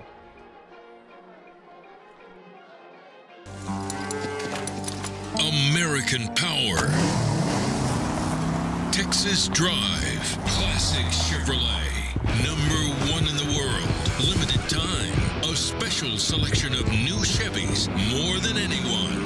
All priced below market value. Plus, pre-owned values are up again. We're paying top dollar for trades. You could upgrade to a lower payment. Get started now at ClassicChevrolet.com.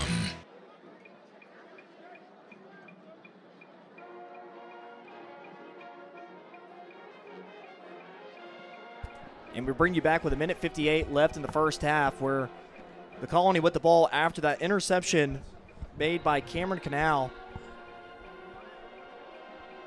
the junior in the secondary, who talked about it earlier. Coach Rudy Rangel was raving about the performance of Canal here lately, being all over the field, and they're picking up an interception.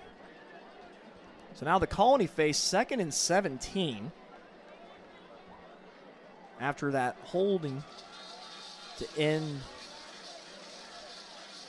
that last play. And then all of a sudden we got a little bit of a trickery play ourselves. I'm not sure if the Colony knew what they were doing, and that snap might have fell into the hands of Grapevine. I'm not sure if I've ever seen a play like that before, because it just looked like a clear false start. Everyone was moving, and then the only person that wasn't moving was the center, and the ball was snapped. Let's take a look at this on this Gray Mark Insurance replay. Just bunch of moving around.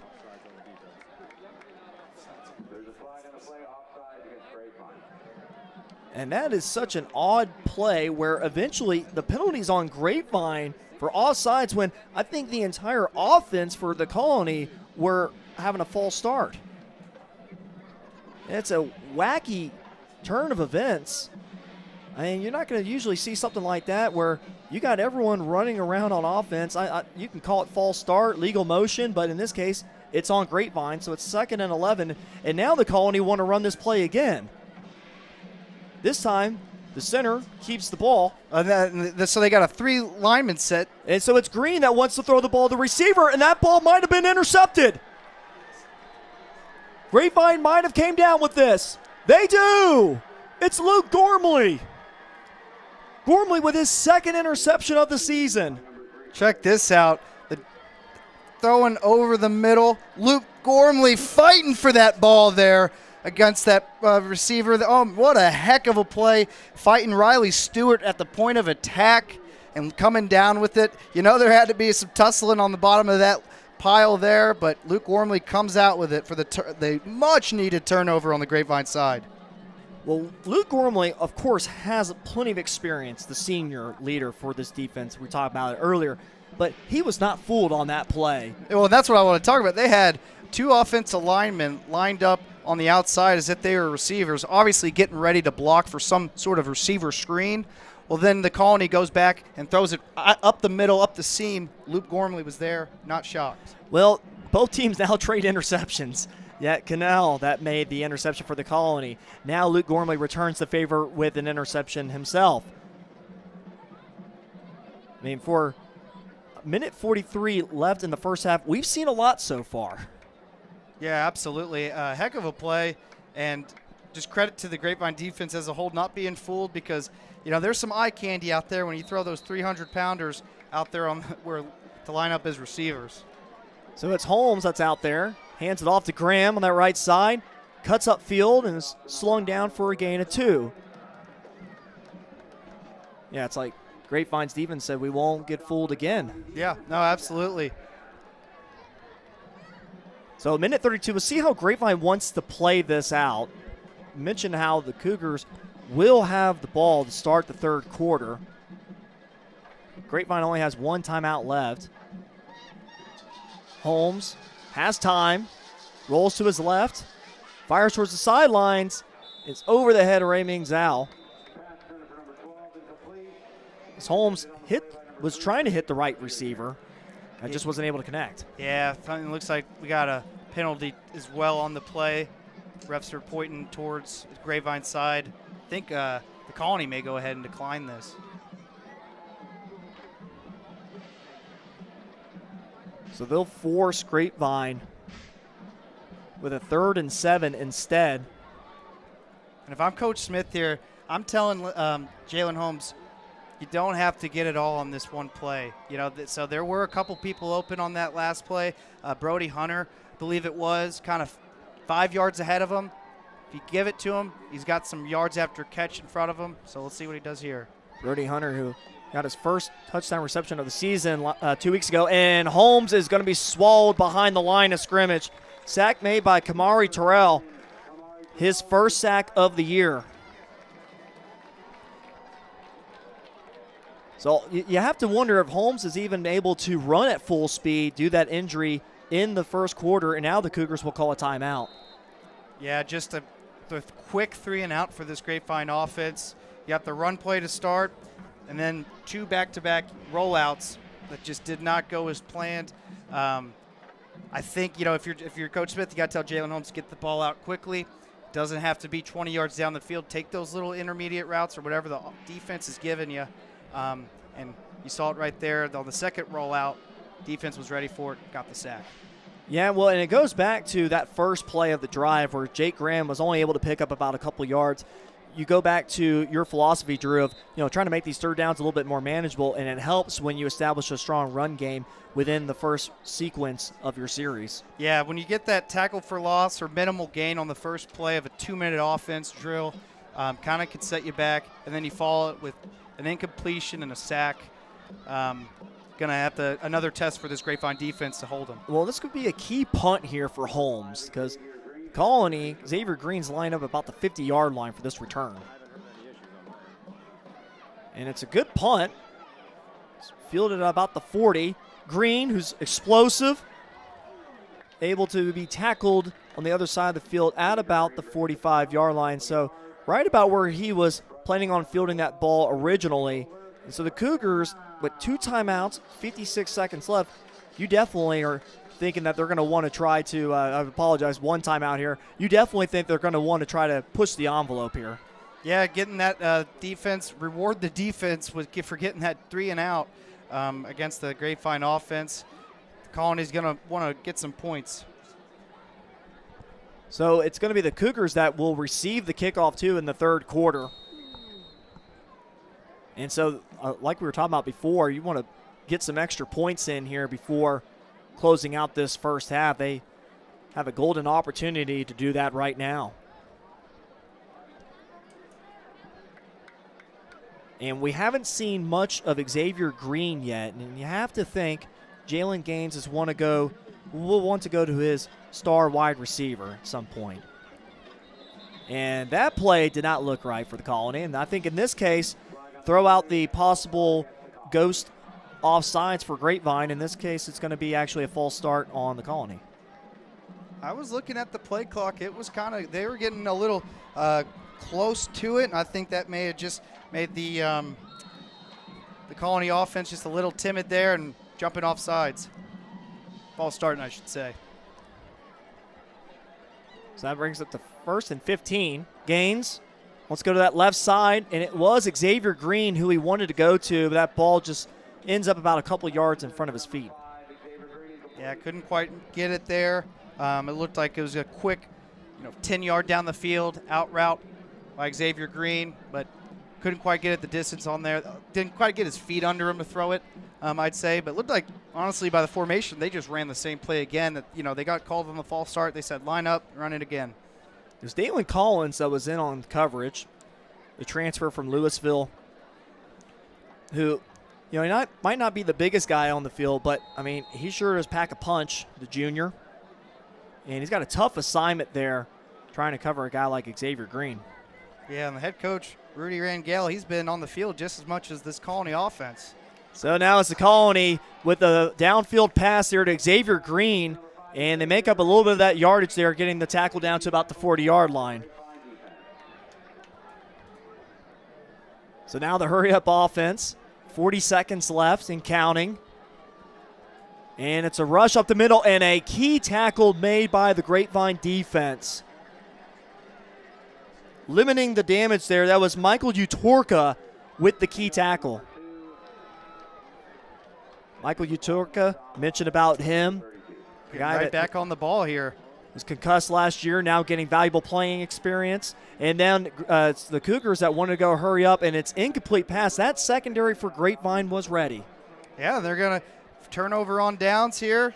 Grapevine's got 2 timeouts. You're working with 15 seconds, but if you play it right, you can get in the field goal position and give your guy a shot at it.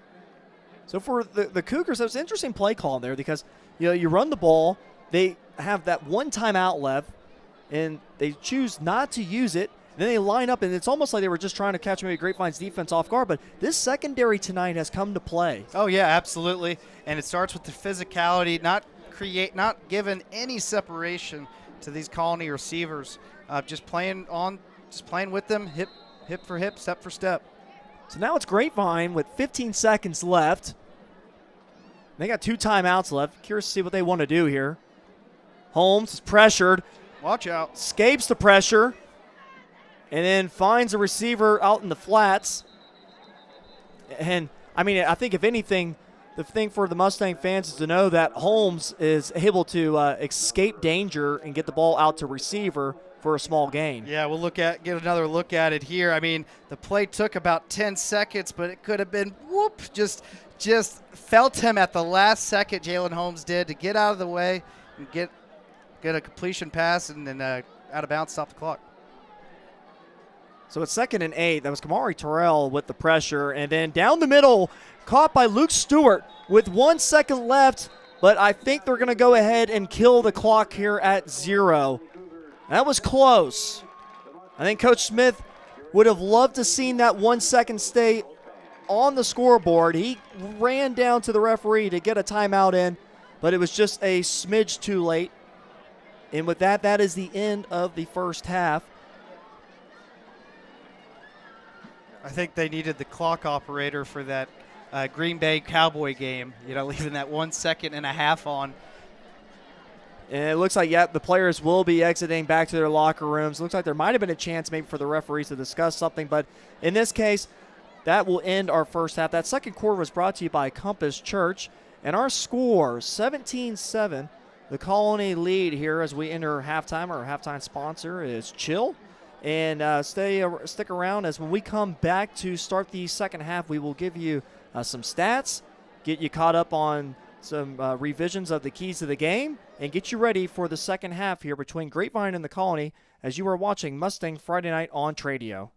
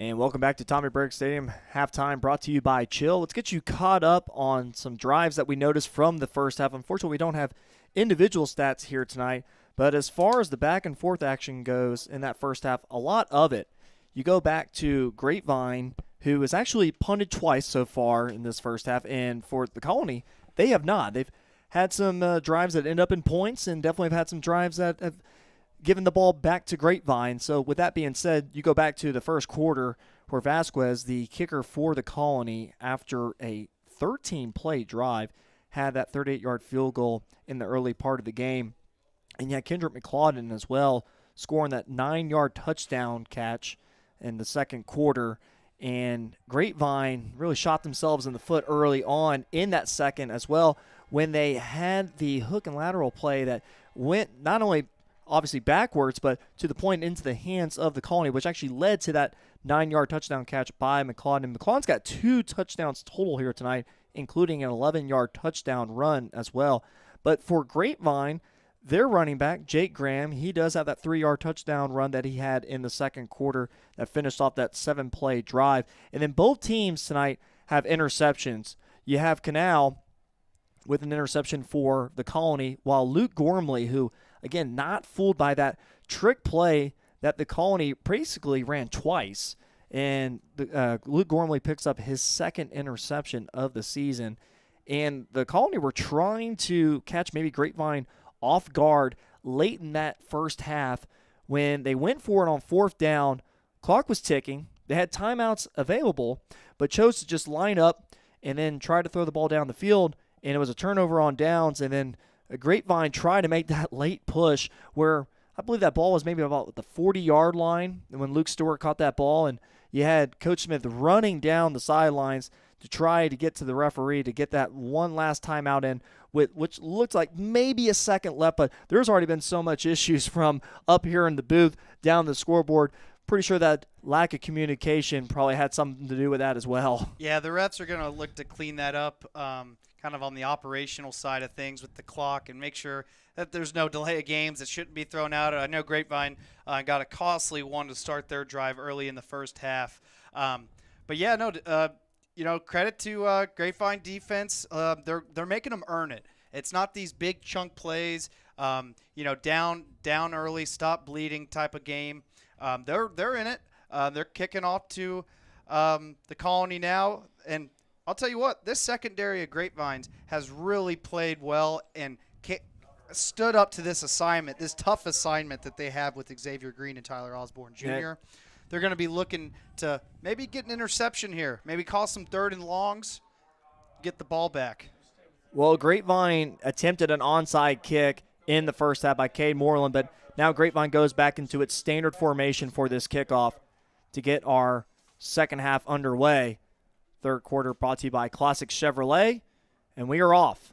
And Xavier Green up the middle, finds a lane, and then dives down to the 40-yard line. A penalty thrown right as that tackle was made.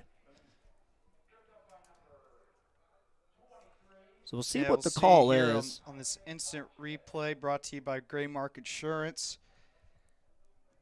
Yeah, Xavier Green is so fast. No wonder why he's not only their kickoff return, but also punt returner too. Yeah, he's got that kind of speed. He's got that kind of speed where you almost really want to keep it as far back as you possibly can. But it looks like they're going to get a hold here on the receiving team and maybe back them up about 10 yards. So it looks like they are going to bring that ball back 10. So. Oh, yeah. So, yeah, you see the hold there. I think it was on Cooper Tower kind of right before they made the tackle. And it's a run up the middle. And tackle made by Blake Johnson. Blake Johnson, who has really come along well in the back part of this season. Coach Smith pretty excited about him and his development. 6'1", 220-pound senior. I want to also still remind you that our third quarter tonight brought to you by Classic Chevrolet. These first 5 minutes of this second half are going to be important for both teams. Grapevine to kind of keep in fighting distance. And Xavier Green's able to get by the first wave of defense there. Grapevine had an opportunity to bring him down, but Green, who is such a hard receiver, to tackle with his speed, able to pick up a first down for the Cougars. Yeah, it's a tough assignment on that far end for Dalen Collins. Kind of one-on-one matchup, got the receiver screen, and good blocking by the Colony to give the receiver some yards after catch. It's Osborne and Jr. in motion, but it's actually going to be McLaughlin who finds a lane, but is tackled from behind. Key tackle there, too. Looked like he had a lot of room to move. It was Luke Gormley with the key stop. Gonna want to kind of tame down this rushing attack early for the start of this second half. Kind of, 5-yard runs, 6-yard runs. Gonna make sure to kind of keep everything in front of you for the Grapevine defense. Kendrick McClellan, who is a career 3,000-yard rusher from his time at the Colony. Gains downfield, finds a receiver at about the 40, breaks a tackle, and then pushed out of bounds. Good for another first down for the Cougars. And it's Xavier Green again. Might have been something that was discussed during halftime. Yeah, find ways to get him the ball. It doesn't have to be down the field as they were doing in the first half. Deep shots you'll see on this instant replay brought to you by Graymark Insurance. Just giving the ball. I mean, it was about a 10-yard throw, but nice job by Jalen Gaines hitting him right when he turned around. Good connection. Yeah, tough assignment there by Barkey there on the outside, and the pressure gets to Gaines, but he's able to let his receiver go up and make a play, but it's incomplete. Green wants a call, and eventually he gets it from the other side of the field. The ref furthest from the play. The second furthest ref from the play called that. And they are discussing and okay. See what the call is. It might not be what everyone is thinking it could be. I'm seeing some hands thrown in the air from the Colony offense. Not too happy. And the ref is discussing with Coach Smith.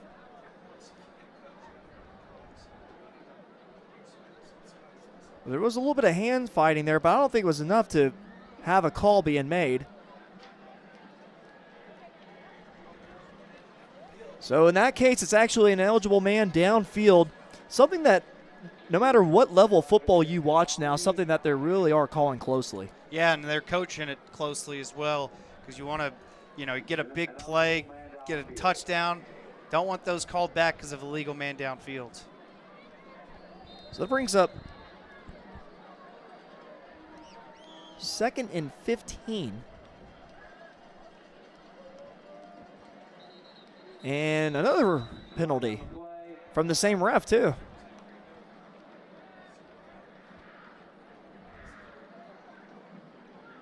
So we got another false start on the Cougars. We mentioned it to start the half. The throwing attack for this Colony offense hasn't been as up to par as we've seen throughout the season. So great opportunity for this secondary to get an interception, get a takeaway. Yeah, this is a offense that averages about 200 yards of passing per game. Wouldn't be surprised if we see the screenplay. We've seen that a handful of times here tonight so far to Kendrick McLaughlin. And it's Gaines. It gets it out to McLaughlin. McLaughlin evades one tackler and then gets thrown down by about 3, including Linnell Randolph making the initial hit. Yeah, that's no easy task there by Linnell Randolph, but he did a great job keeping everything in front of him and not letting Kendrick McLaughlin get anything further than what he got. So heck of a job forcing a 3rd and forever here for this Grapevine defense. Now, Linnell Randolph is such a physical corner, too, and we've seen him go toe-to-toe with the offense tonight. So now this brings up a 3rd and 15.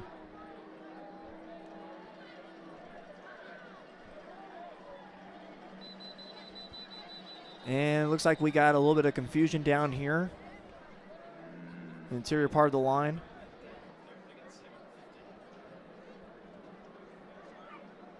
And let's see if some kind of discussion here. It looks like actually, because when I was looking over here on the opposite side of the field, they had it down as 3rd down. Now we're actually going to get it all fixed here down on the field, and it's going to be 2nd down. I mean, hey, you know what? We're in the middle of October. There's still some kinks that we're all working out here from the scoreboard down on the field level, and now there's still having a discussion. Been a little bit of confusion for everyone here so far.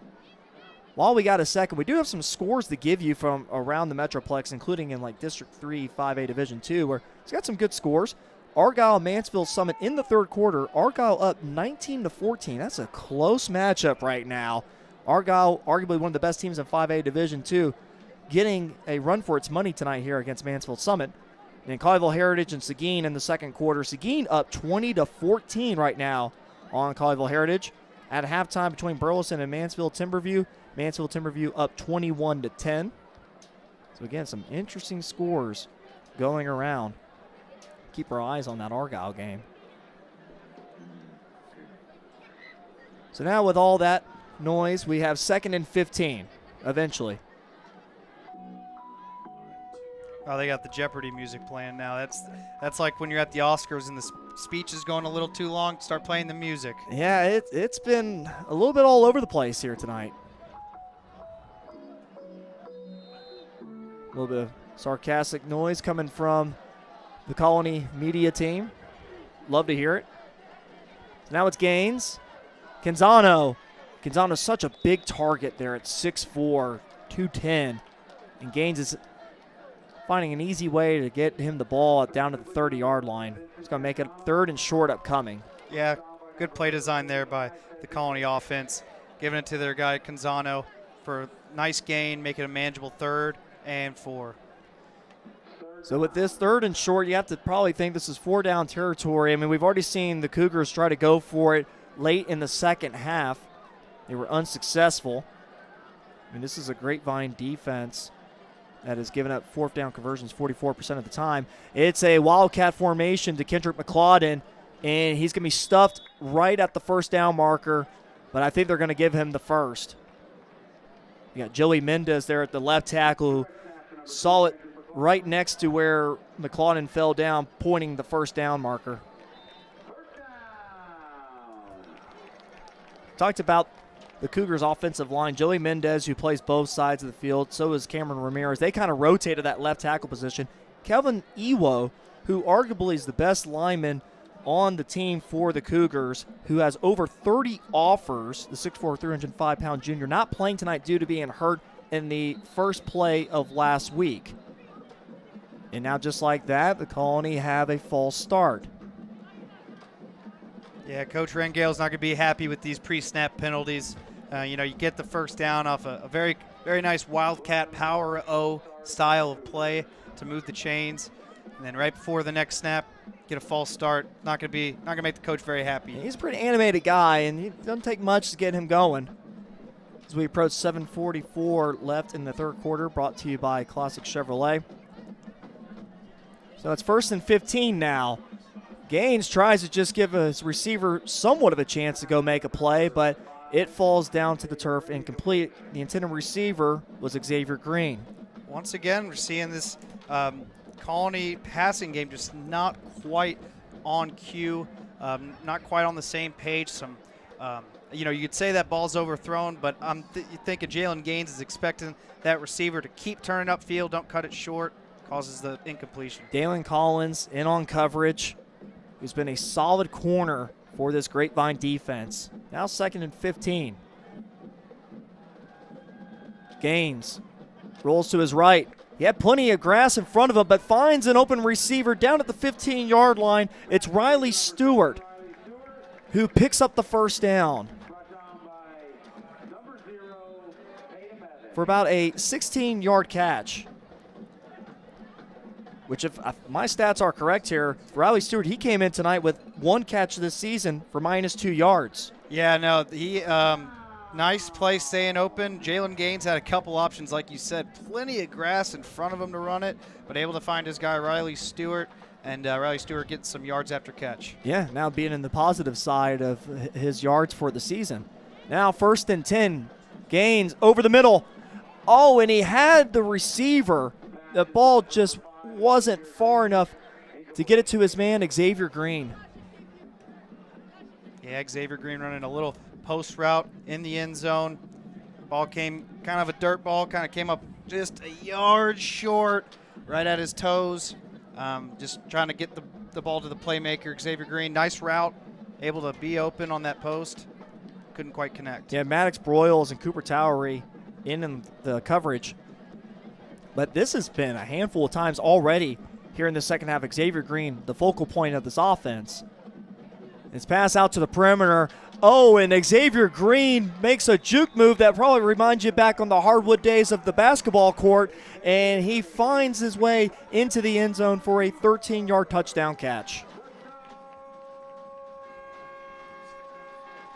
So Xavier Green, who the Colony has to feel pretty confident about when you get him the outside one-on-one, and that's exactly what they did. Yeah, no, the clear game plan to start this half was to get Xavier Green the football, no matter how you do it, whether it's deep balls, short passes. We saw a lot of short passes this drive.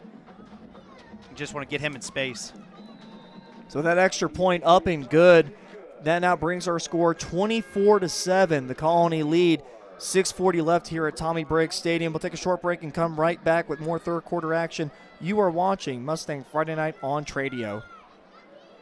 Shop Stacy Furniture and Design, the family-owned furniture store that North Texans trust for the best selection of quality furniture. Our showrooms are curated with a sharp focus on design, like this new beautiful 3-piece sectional. New collections are arriving daily. With our price match guarantee, you can always rest assured that you will never overpay for furniture from Stacy's. Our family's commitment to offering the best in quality, style, and affordability is truly what sets us apart. Remember, if you're shopping at Stacy's, you're shopping with family. And you're not burning money.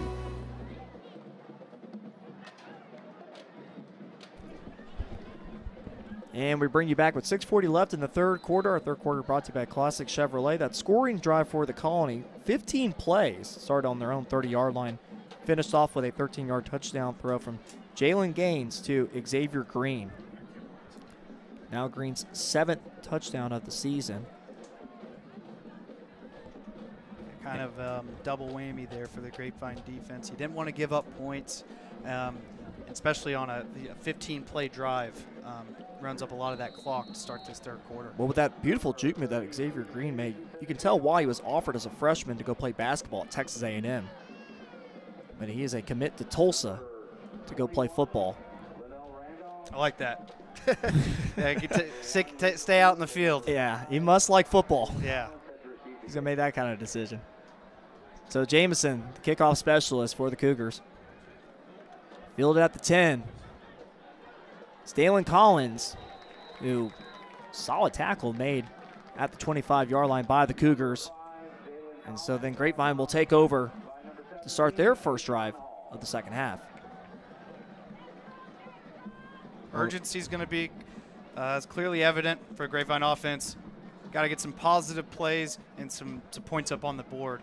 I go back to that first drive, the initial drive of the game, where they were in a flow of things. Jalen Holmes was making great decisions on whether to hand it off, take it, throw it, finding his guys open. So let's see if they kind of get into that mix a little bit. But you're going to have to go vertical down the field at some point, especially in this deficit in time. Well, you see the formation now. You got Jaime Sanchez and Jake Graham out there at the same time, and the ball goes to Sanchez, and Sanchez able to find a lot of room in front of him. Good for a first down. And it looks to be about a 17-yard gain to start out this drive. Yeah, I like the play design here. You got the two backs in the backfield. Jake Graham will take a look on this instant replay. Fake the handoff to who's been getting the rock all game, Jake Graham, to Jaime Sanchez. And Jaime Sanchez, you can't see it on the screen there, but he just turns upfield, puts his foot in the ground, and gets some yards. Yeah, it was a nice run there by Jaime Sanchez. So now it's Holmes that keeps it. And Holmes following his block from Sanchez, able to pick up 3. Now you want to get, with these style of play calls where you're running the ball and getting some good yards, that's a nice gain on first. Got to have urgency. Got to get back on the ball, have this defense on their heels as much as you can. Get the play call in, line up, and get it going. Well, Grapevine is used to running tempo, and, of course, that's probably what's going to have to happen here to get yourself back in this game as they're trying to do right now. We got Sanchez to the right.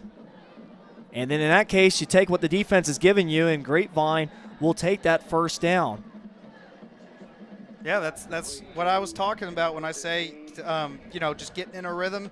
2 good run plays. Jalen Holmes decides to just take it and throw it to his guy, Brody Hunter, for the first down. And you're seeing this tempo. The team offense getting lined up, looking at the sideline, getting the play in. Brody Hunter, 6'3", 165-pound, only a sophomore, gaining confidence with each week. And then over to that right side of the field, but it was a nice play there made defensively by Riley Stewart, who got a paw on it. Now his third pass breakup of the season. He is what Coach Rudy Rangel would consider the defensive MVP candidate for his squad. Yeah, definitely a plug-and-play type player. Can make any kind of all the plays you can imagine out there for a defensive player, and yeah, it comes up big because Jalen Holmes had a guy on the far side there open, but good tip. So now that brings up a second down, and that's going to go nowhere. The Cougars are ready for that one on the interior part of the line. Anthony Love in on the tackle, that defensive tackle position, a starter from last year, a senior now, but played as early as a sophomore. He's got plenty of experience in the interior part of that line. And now we got a flag that's thrown very late. And it was right around the line of scrimmage.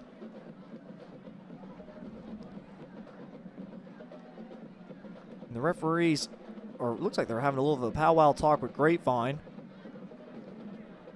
Might have been some jawing on both sides. See you get the call.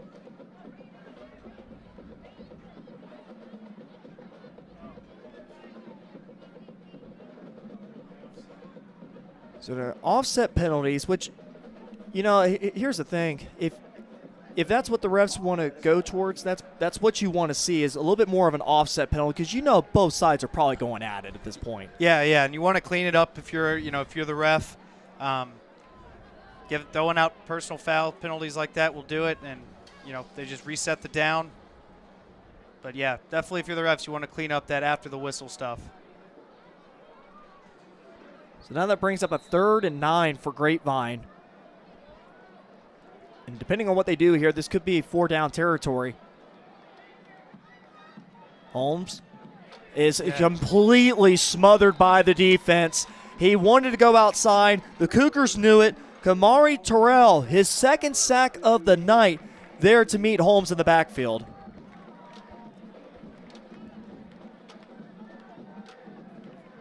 So we talked about where Grapevine could possibly have an opportunity to make it a 4-down territory drive, but in that case, gets completely kicked backwards and are forced to punt. Yeah, not only did the Colony defense see it coming, the offense did not execute the pass blocking scheme well enough there. I think it was a busted coverage in terms of blocking, and kind of just let Jalen Holmes out there with not much to work with. So Holmes will line up to punt this one away. Xavier Green waiting. And he'll get a friendly bounce and try to ride the wave, get around the corner. He's got plenty of speed. He's got blockers in front of him. This could go all the way. And Holmes, credit the effort here, able to fight off 2 blockers and push Xavier Green out of bounds. I think the refs got one right on this one, and it's going to be coming back. So, Drew, you think you saw a penalty here? Yeah, I saw a penalty get thrown out about the 30-yard line when Xavier Green was coming across the field, kind of having to force all the kickoff team to come up to the other side. Refs caught a hold there. So what looks to be an anticipated hold.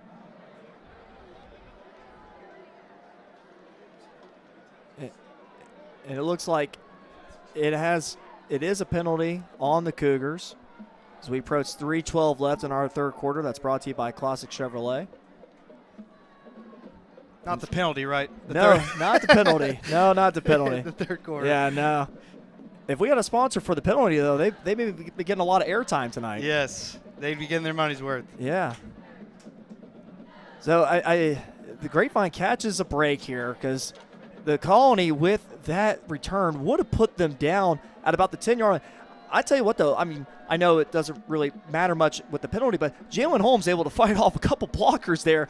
I know Xavier Green, I mean, that's a cardinal sin as far as technically being pushed out by the punter / in this case quarterback too. Yeah, Xavier Green was really hugging the sideline. I don't think he realized how much space or how fast he actually is, because he ran away from everybody. Was about 10 yards ahead of anybody else behind him, so he had plenty of room to work with, but nevertheless got called back. Which, I mean, huge break for the Grapevine defense. No, yeah, that might, I mean, in this case, keep Grapevine somewhat in the game here.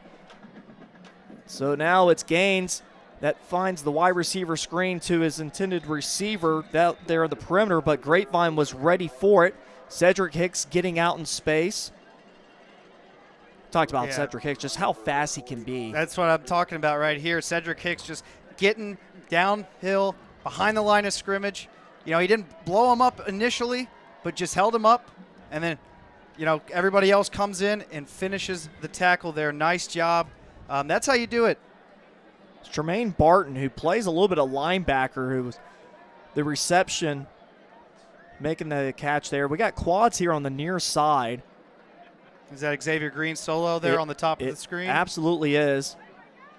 And that's where it looked like Gaines wanted to go to originally, but then he just tucks it in himself and brought down at the 26-yard line. Make it a 3rd and 2 upcoming. Yeah, it looked like a little pump fake there over the Xavier Green, then decided to tuck it in and run. Same formation here on a 3rd and 2. This time they get it off to Osborne, who's got blockers in front. Nice tackle made by Michael Utorka, but it was too late as Osborne picks up the first down. So it's almost like with this formation, the Cougars have obviously a few different options. Oh, yeah, absolutely. And that short yardage situations as well. You know, you have Xavier Green solo on the outside. He takes the attention. But really, with just back-to-back plays where you got the quarterback draw and the receiver screen, enough to move the chains. So now strength on that left side of the line for the Cougars. And heaves it up to his receiver, Xavier Green, who ends up with the catch. There's a flag on the play. Xavier Green is in a race to the end zone and is brought down at the 5-yard line. I think this one's going to stand, Mason. I think that he caught it, came down with it despite being pass interfered. Let's get another look on the Gray Mark Insurance Instant Replay. Xavier Green just high pointing the ball over Dalen Collins. Tough play. Didn't have his head turned around, and they're going to call him. They're going to call a secondary for PI every time if you don't have your head turned around, and there's a jump ball like that. But heck of an effort by Xavier Green coming down with that. Yeah, I mean, it's a tough assignment. It looks like that was Maddox Broyles that was in on coverage along with Dalen Collins. But, yeah, to your point, Drew, Dalen Collins, he's had such a strong game here tonight. It's a tough assignment for trying to cover a guy like Xavier Green. Yeah, we talked about it. He may give up some PIs, you know, just being physical with a guy like Xavier Green, but don't want to give up touchdowns. 1st and goal from the 6. On that left side, it's Kendrick McClawdon, and he's in for the touchdown. Kendrick McClawdon on the 6-yard went all out to try to stop McClawdon from entering the end zone.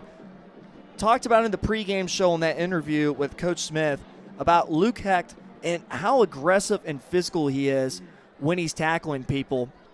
One of the best tacklers that you have on this defense. Doesn't mind getting dirty in the box and putting his nose out there to cause a runner to be stopped. But in this case here, did all he could. And Kendrick McClawdon, just how quick and fast he is around that edge, able to just get into the end zone. And, I mean, as they attend over to Luke Hecht right now, we'll go ahead and take a short break here with the score 37 with the extra point coming up next here at Tommy Brick Stadium, where you are watching a Mustang Friday night production here on Tradio. One location, 4 amazing brands. Grubb's family of dealerships. Located on Highway 114, 25 acres of luxury.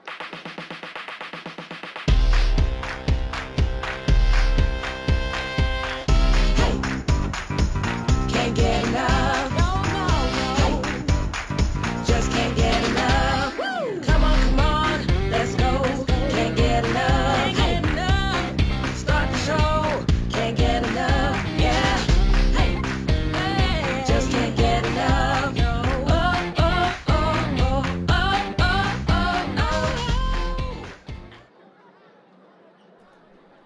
welcome you back to Tommy Briggs Stadium. Encouraging to see Luke Hecht able to walk off with the assistance of a couple. And for that extra point kick by Vasquez, it is up and it is good, and that brings our score now 31-7. The Cougars lead here on senior night, which not many times you find senior night being in the middle part of October, but you look at the Cougars schedule, they have a bye week next week, and then they have Mansfield Timberview, which is a pretty strong team. Right now, they are up 28-13 against Burleson in the fourth quarter, and then they play against Argyle to finish the year, which right now, Mansfield Summit has gone up 20-19 against Argyle in the fourth quarter. Well, that's a heck of a ball game that's going on over there. Some very entertaining games going on around the Metroplex tonight. Well, and Grapevine fans know about Mansfield Summit. I mean, you talk about that read option that they had with their quarterback and running back, a lot of speed that they possess, and they are absolutely giving Argyle a run for their money right now. We'll keep giving you updates on that one as that game progresses. That one is in the fourth quarter. We also have a tie here between Arlington Seguin and Colleyville Heritage, 28 all in the fourth quarter. Again, a lot of great games going on in the Metroplex here tonight.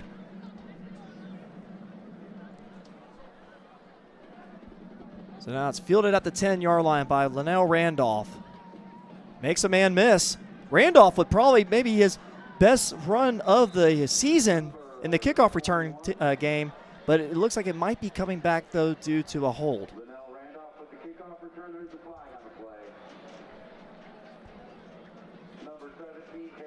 Like I said, Randolph, you talk about field vision, able to cut and move to find some extra yardage.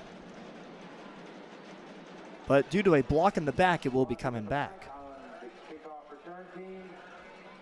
So for Kendrick McLauden, that's his 11th touchdown run of the season. It was a 4-play drive that started on their own 18-yard line. You go back to that 66-yard catch by Xavier Green to set them up down at the 6-yard line, and then Kendrick McLauden finishes off that drive with that 6-yard touchdown run. Yeah, we talked about it pregame with these. Going to want the secondary to be physical with these receivers. And right there, Dalen Collins, step for step with Xavier Green, but, honestly, rather give up a PI than a big shot play like that. Just being in a tough spot. It's Cooper Towery that's at the quarterback position right now with Jake Graham to his left, and it's Towery up the middle. Man, he's got such a quick burst. Tackle just past the 30-yard line. Yeah, he really does, Cooper Towery, that is, bring a change of pace. You'll see here on this instant replay brought to you by Graymark Insurance. And it's nice to have that style of a runner who can change the pace when you're throwing him in there as a wildcat, in that wildcat offense. Yeah, they're trying. Grapevine's just trying to get something going. A little bit of a wrinkle in their offense right now. Now, Holmes is back on the field now. And it's Cooper Towery able to make a man miss, bounces it outside, and then makes another one miss. Cooper Towery. And he's letting them know. Huge run by number 8. It's that change of pace that we were talking about as we have an injury on the field. So for Cooper Towery, that's a 34-yard run by him. And we'll go ahead and we'll take a short break here as we enter the fourth quarter. Our score 31-7 to Colony lead over Grapevine. Life moves fast, but protecting what matters shouldn't be complicated. At Graymark Insurance, we make home and auto coverage simple, affordable, and built around you. Old-fashioned service, uncommon speed, that's the Graymark promise. Visit mygraymark.com today and learn more. Again, that's mygraymark.com.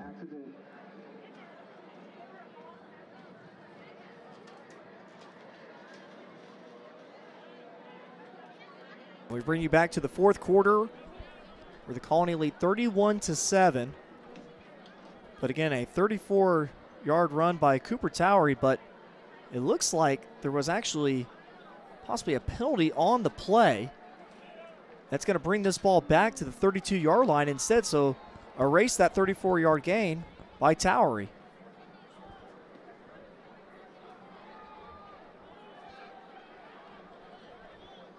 Yeah, I don't recall seeing any laundry out there. Yeah, unfortunately, the mic's not been working well from the refs in this game here tonight. And, oh, no, I apologize. No, the fourth quarter, there we go. Yeah, we got it all switched up now. There we go. It's literally like a change of the field where they were at the point in the third quarter. Now we're in the fourth. So, you know what? Yes, that 34-yard gain absolutely stands for Grapevine. And then, sure enough, Grapevine picks up another strong gain for about a gain of 12. Yeah, we were just turned around there a little bit, but got right back on track. That's all right, yeah. Catch made by Jalon Lewis, who actually is his first catch of the season. Yeah, let's get another look at that. I like the play design. Jalen Holmes finding his guy quickly.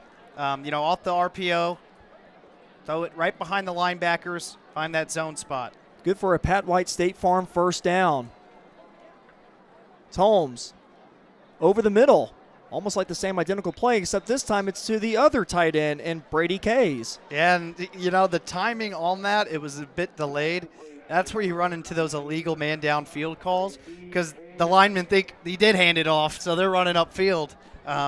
But looked like everybody stayed in their lane and nice play on first down. So Grapevine's in a groove right now. Towery to the left of Holmes. And hand it off to Towery. Towery with that stick of his left foot tries to pick up yards upfield. Tackle down at about the 7. That's going to get them in goal to go. First down. That first down again brought to you by Pat White State Farm. We welcome you to the fourth quarter just now with 10:34 left. I'm with Drew Doherty, a former wide receiver for the Grapevine Mustangs. Mason Doherty here to give you tonight's coverage. Grapevine just trying to make somewhat of a late push here, trying to get some points on the board quickly as well. And it's Holmes on that left side. Up the field, it's going to be close. He'll be tackled at the 3-yard line. Yeah, that was a nice play by Grapevine. Good counterattack to what the Colony defense was given. They were getting Colony had an outside linebacker blitzing on the left side. Jalen Holmes pulls it, takes it the other way. So it's Holmes with Towery.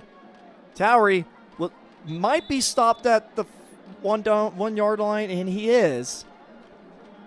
So you have to think Grapevine might just want to try to play bully ball here on 3rd and short at the 1 yard line, or 3rd and goal from the 1 yard line.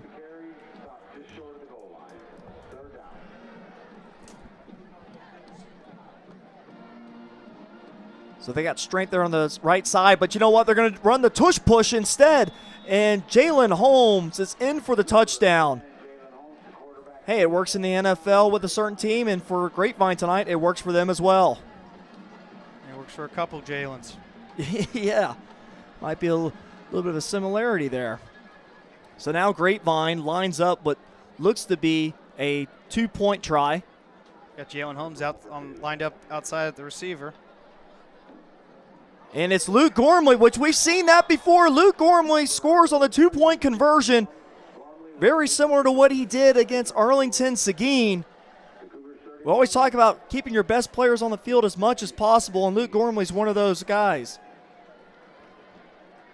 Yeah, nice play design here. Yeah, you'll see it on this instant replay. Jalen Holmes going outside, line up at receiver, kind of makes the defense look around a little bit. Before they know it, Cooper Towery is handing it off to Luke Stewart. Direct snap, I should say, to Luke Stewart. Luke Gormley for the 2-point conversion. Yeah, Luke Gormley, I tell you what, I mean, you talk about someone who you feel pretty confident in those 2-point packages. I mean, you go back to like your days, Drew, as a football player. I felt like when you are practicing, you have a certain amount of plays that you feel pretty confident at with those 2-point conversion tries. Yeah, you have a folder called must-haves and 2-point conversions, and all those plays go in that folder. So, think about it. If it's a 4th down, you got to have it. That same play is going to be in there, 4th and short. you'll run the same plays as you do on those 2-point conversions. So, you keep them in your back pocket, and when you use them, you play them. Yeah, that touchdown drive started in the third quarter, and then 7 plays total, started on their own 26-yard line, ended up on a 1-yard touchdown run by Jalen Holmes. For Holmes, that's his 4th touchdown run of the night. We'll see what Grapevine wants to do here. I mean, they're down 31-15 with 9:19 left. They've already tried one onside kick in the first half. Late substitution for them as well. And Moreland goes for the onside kick attempt, and Grapevine's got an opportunity here. The question is if it stayed in bounds. And they're going to say it went out of bounds instead. I mean, Cade Moreland, such an effective player on these onside kicks. Yeah, he can really dial it in and put it in no man's land like he did there. We'll get another look at it. Just couldn't quite get on top of it, the Grapevine kickoff team. But yeah, it landed right in that kind of no man's zone, and it was up for grabs. I like the idea because, you got 2 options there. You can either, onside kick it, little squib kick, but you don't think you really want to kick it off to Xavier Green again. No, that's another thing too. You're kind of avoiding that situation at least, but the Colony will have the ball on the other side of the field at the 49-yard line. That was Dash Slapa, who almost came away with that ball at the sidelines. That ball was able to dribble away from him out of bounds instead. But again, nice attempt there by Cade Moreland. So the Cougars with 9:19 left, you would have to mention we're going to probably see a heavy dose of Kendrick McLaughlin to try to kill this clock. And no, just like that, Gaines wants to throw to Canzano, one of his trusted receivers at that tight end position, and he's able to gather 7.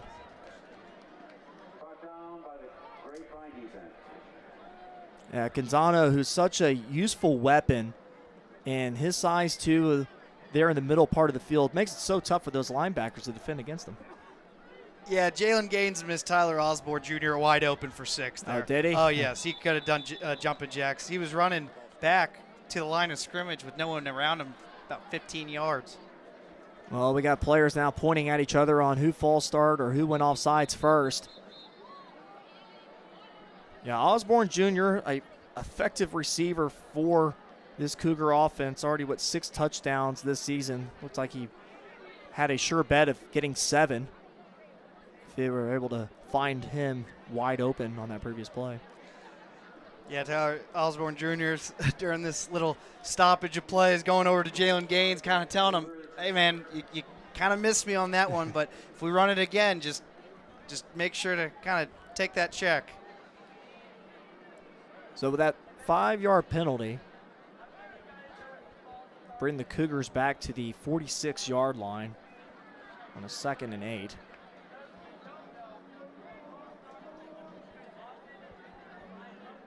Corners play press up against the receivers of the Cougars. Now we have Coach Rudy Rangel who wants to talk it over with the refs. We mentioned about the years of experience that he has here over at the Colony. 21 years coaching, all been with the Cougars. He was an offensive coordinator for 2 years before becoming the head coach here in 2007. He has over 100 career wins. He earned that title last year when we went over that century mark. He's the leader in most wins as a head coach for the Colony with 104. I got to wonder, what are we doing here, though, with the refs kind of walking around, all right, here we go. The whistle's blown. A lot of confusion, yep. 8:40 left in the 4th quarter. Our title sponsor tonight, Grubbs Family of Dealerships. Gaines wants to go deep to Osborne. And Osborne with a beautiful catch. And it looks like he stayed in bounds too. Touchdown Cougars on the 46-yard touchdown catch by Tyler Osborne Jr. Yeah, looks like they're going to get him for a little razzle-dazzle dance at the end, but let's take another look at it. I said it before. Tyler Osborne Jr. came up to Jalen Gaines and goes, hey, man, I was open on that last play. He said, Jalen Gaines goes, okay, I'll get you. Next play. Wow, what concentration. And there, too. what a catch. Strong hands, keeping his feet in bounds, and just tucking it over. And he does a little 1-2 step here. Yeah. A little bit of, I guess, a violation. Yeah, maybe on Saturdays you can get away with it, but not on Friday nights. They'll call you for it every time. A little bit more strict here on Friday night. Yeah, I mean, what a nice play there by Osborne Jr. And Judah Johnson, I mean, he's right there. I mean, credit to him for being there on coverage. Just Osborne made a better catch. Yeah, that's kind of what you get with this talented Colony receiver crew. So with that extra point made from Vasquez, that makes our score now 38-15. We'll go ahead and we'll take a break here as you are watching Mustang Friday Night on Tradio.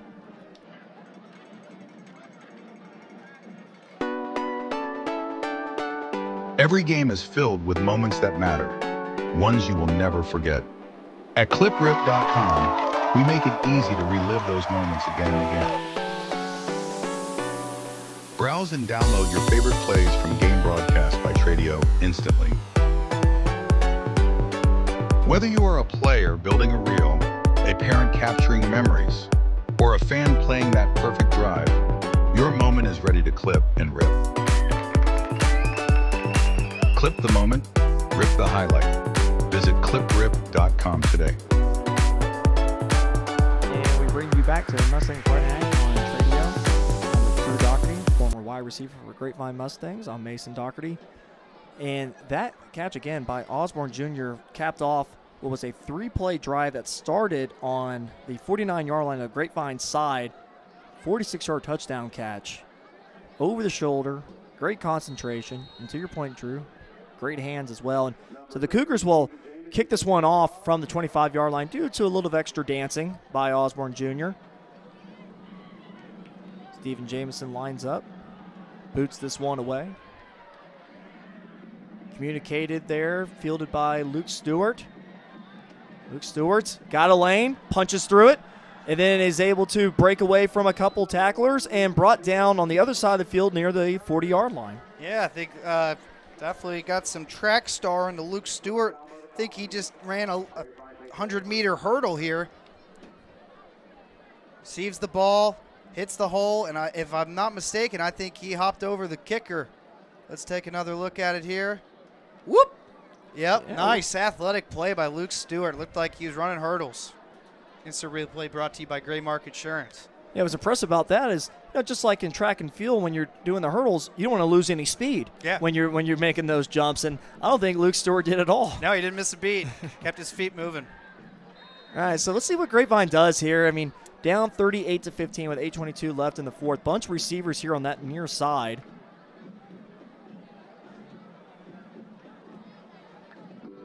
And then you got Jake Graham by himself, and then Holmes is pressure trying to find any type of daylight, and he is swarmed by what looks to be the entire defensive line of the Cougars. I mean, the Cougars at this point probably know that Grapevine obviously needs to just get the ball downfield, and that pressure there, Holmes had nowhere to run. Not many options. Got to get the ball out quickly. Got to design plays here to where Jalen Holmes has a read. He can throw the ball, get it out of his hands quick, get a bit of a rhythm here. But, yeah, like on that play, it was blown up immediately. So there's that formation again where you got both running backs out there at the same time. Jaime Sanchez, nowhere to run, and, oh, man, that looks like a rough tackle there from behind. Yeah, it looks like the main ref, the head ref that's been calling the plays really missed a horse collar tackle. I mean, blatant. It's a dangerous tackle. The reason why they created the horse collar penalty, Terrell Owens got hurt right before the playoffs. Roy Williams tackled him via horse collar. They established that a rule. Big missed call, I think, by the refs there. Yeah, I'm seeing that. Encouraging to see Jaime Sanchez able to trot off on his own 2 feet. It was Anthony Love on the tackle, who is a force on that interior part of the defensive line at 5'10", 275 pounds, senior.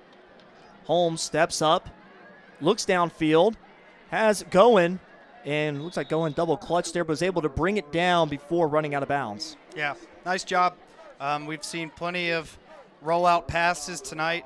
Some not really connecting, but good job there finding Ryland going there in the kind of intermediate route. Makes it get some of that yardage back, 4th and 9. Ryland Goen approaching 300 yards receiving this season. His season high was actually against Frisco Wakeland, where he had 8 catches for 82 yards. I mean, he's a guy that's got quite a story. He popped his collarbone in the spring and then was cleared right before the midnight scrimmage and has had himself a pretty nice season. And we get a timeout now by Grapevine. But yeah, just going back to Ryland Goen, Coach Smith has really raved about him and has even said he could be a possible FCS wide receiver when he graduates after this year. At 6 foot, 160 pounds, definitely provides an option for either Jalen Holmes or Ty Johnson. Yeah, and can do everything. Not just catch the ball. He runs great routes, but he does a great job blocking on the outside for the tailbacks, Jake Graham, Jaime Sanchez, and Cooper Towery when he's thrown in there. And that carries a lot of weight for a lot of coaches. They like to see receivers blocking, doing the dirty work. It only helps this offense get more plays. And, yeah, I think what we're going to see for the rest of this drive, and, if they score here, get the ball back, so however it may be, you're going to see some Ryland going here, kind of get some momentum in Grapevine's favor. Well, I go back to that Arlington-Seguin game. Remember there was just a little bit of disconnect between him and the quarterback in the early part of that game, and it could have just been from the pass not being there, him not being able to come down with the catch, but he kept at it, and he ended up having a really nice, strong finish to that game as well. So now it's Holmes. He's got pressure to his left, sensed it, now has time, and actually in this case finds a receiver he might not have intended to throw to, but they still wear the same Mustang jersey. It's a first down for the Grapevine Mustangs. It's Rayming Zhao with the reception. Yeah, that was an interesting play. Ryland Goen running a flat route, screaming for the football, saying, I'm open, which he was. But nice to find a deeper target by Jalen Holmes. That was good for a Pat White State Farm first down for the Mustangs. And it's Cooper Towery. It looked like he slipped there for a second, but was still able to gain about 5. Cooper Towery, definitely the type of kid that is going to want a couple slices of pizza maybe after the end of this game. He's playing a lot on both sides of the field. And so if Jalen Holmes here can take advantage of these little underneath routes that are open, they're open right now. It's Jake Graham now upfield, and he barrels his way down to the 5-yard line. So Jake Graham, you'd have to think maybe they give him the rock again. Yeah, good block in there by Andres Garcia-Cano on the outside. The O-line creating space for Jake Graham. Nice run. Get him inside the 5. Instant replay brought to you by Gray Mark Insurance. Garcia-Cano, who's a leader of this team, a chip on his shoulder, physical lineman.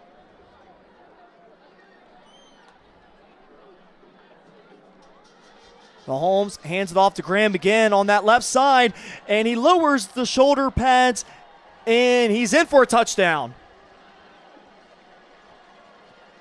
Jake Graham on the 5-yard run. Such a physical runner he is, able to punch it in for 6. Yeah, heck of an effort by Jake Graham.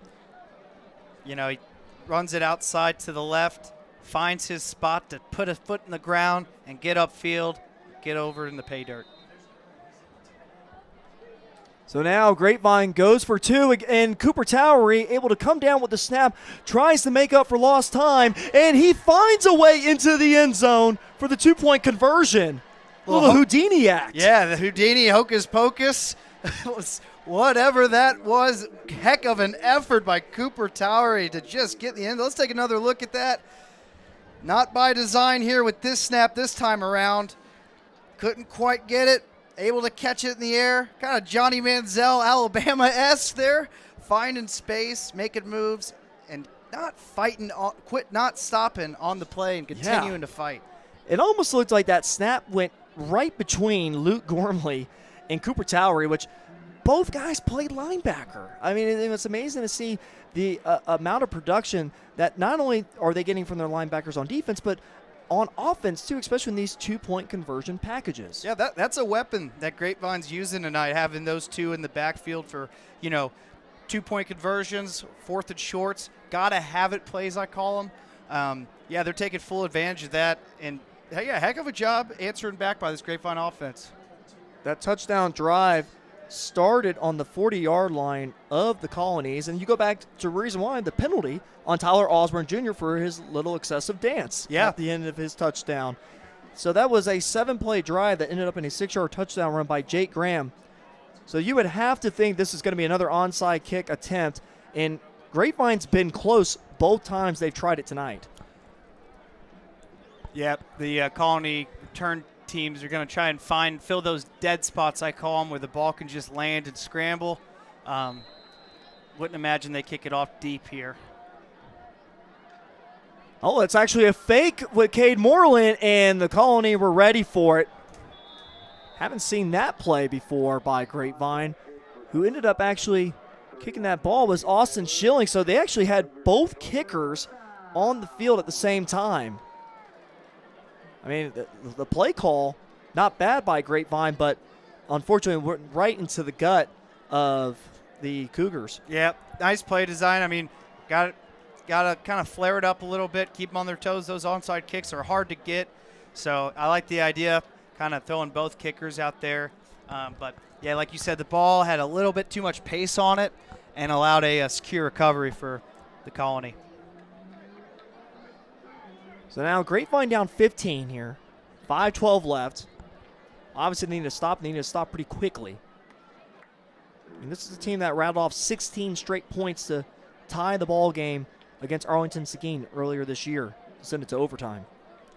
Yeah, they Colony a lot of through the air last drive. Wouldn't imagine you see much of that. They would keep it on the ground, run the clock, but we'll have to see. Well, it's Gaines under center. Hands it off to what looks to be McLauden. There's a lot of bodies down there. Luke Gormley, Cedric Hicks on the tackle. Looks like Kamari Terrell is going to have to come off the field for one play. His helmet came off. So now that brings up a second down for the Cougars. Bradford Maxwell also in on the tackle.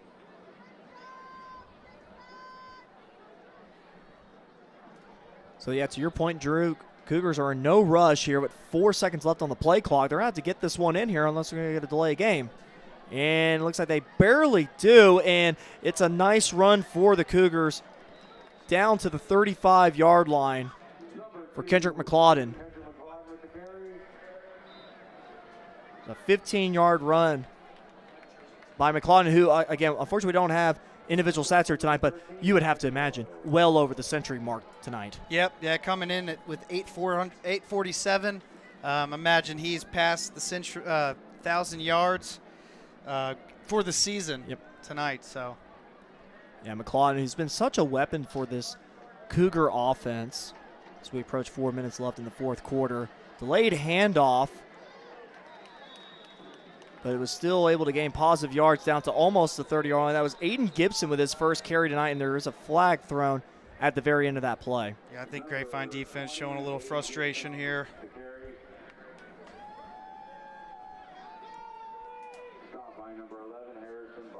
Well, we wait for this call, but talked about how Kendrick McLauden, this is the type of player that only just gets better every season. Head coach Rudy Rangel said that he got even stronger over the offseason. He's got offers from Lindale and Arkansas State. He's ran for over 460 yards in the last 3 games. Definitely riding the hot hand.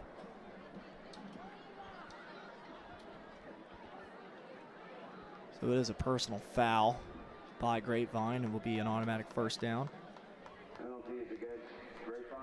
With 3:58 left in the fourth.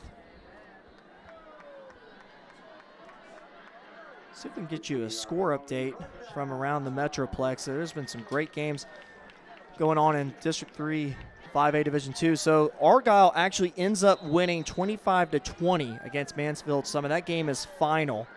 But, man, what a battle that must have been. And then in the fourth quarter, right now, Arlington Seguin up 35-28 over Colleyville Heritage. Again in the fourth quarter. Mansfield Timberview up 28-13 over Burleson in the fourth. And a little bit of a juggle of the snap and gave Grapevine an extra second or two to get to the ball carrier. Tackle made by Liam Terry. Yeah, I've seen a couple of handoffs that are kind of just been a little shaky for the Colony. I mean, you've got a comfortable size lead here, but you know, if you're the coach, if you want to make sure that you keep it clean and no turnovers and you finish the game out. Yeah, Jalen Gaines is still in the ball game. They got Katron Hall as their backup quarterback. Isaiah Franklin, at 6 foot, 195 pounds. I tell you what, he looks a little bit taller than 6 foot from up here. He's to the right of Gaines. And it looks like the Colony will take a timeout with 2:45 left in the fourth quarter. So for the Colony, they will go and take a break with their bye week for next week before they get ready for the stretch run to try to make the playoffs for the first time since 2019. They're going to take on Mansfield Timberview and also Argyle, who, again, just squeaked by a win 25-20 against Mansfield Summit. While Grapevine will be taking on that Mansfield Timberview team next week over at Grapevine before finishing the season at Argyle, along with playing Colleyville Heritage, which, of course, is the biggest rivalry that Grapevine has by far. And it's always a special event when those two teams get together at the end of the season. Battle of the Red Rail, baby. Yeah, that's the type of game, I mean, not to get too ahead of ourselves here. We're talking about a game that's November 7th, but here we are on October 17th. That's the type of game where you throw out the record books. Absolutely. Oh, yeah. It always has been. I mean, Colleyville sure has maybe gotten the upper hand in past years, but like you said, you really could throw out the record books and have those two teams play. And it's a fun night out at the stadium, Mustang Panther. A lot of parking spots being taken up. The whole town's involved. So. Yeah, a lot of tailgating for sure from the parents. As it's 2nd and 10. Oh, a little bit of a bad snap again on the ground. And for Isaiah Franklin, who eventually plops down and jumps on top of it. And so now Grapevine will be the ones calling the timeout here with 2:39 left in the fourth quarter. We'll keep it right here. But, yeah, Drew, to your point, obviously a huge game at the end of the year for Grapevine. One of those moments where that Battle of the Red Rail, anyone can get it. Yeah, absolutely. We got ours in 2016, I believe. So, yeah, looking forward to it. Well, we'll take a quick break here with 2:39 left. Our score 38-23, the Colony lead. You are watching Mustang Friday Night on Tradio. Every game is filled with moments that matter, ones you will never forget.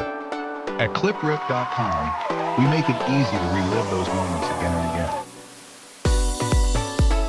Browse and download your favorite plays from Game Broadcast by Tradio instantly. Whether you are a player building a reel, a parent capturing memories, or a fan playing that perfect drive, your moment is ready to clip and rip.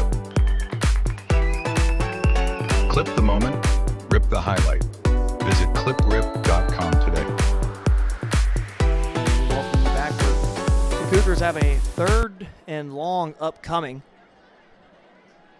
And Gaines is pressured, rolls to the right, points for direction, ends up taking it himself, and then is clobbered at the 5-yard line. Physical hit made there towards the sidelines. Tackle made by Linnell Randolph. So Gaines, who got his money's worth there. Yeah, he absolutely did. I mean, it looked like he was trying to point out maybe to find a receiver in the end zone and took it himself and paid the price for it. But he did pick up the first down. So it'll be 1st and goal inside the 5. And give you a scoring update. Colleyville Heritage, they score to make this a 35-all game. That game has entered overtime. And we have just now hit the 2-minute timeout.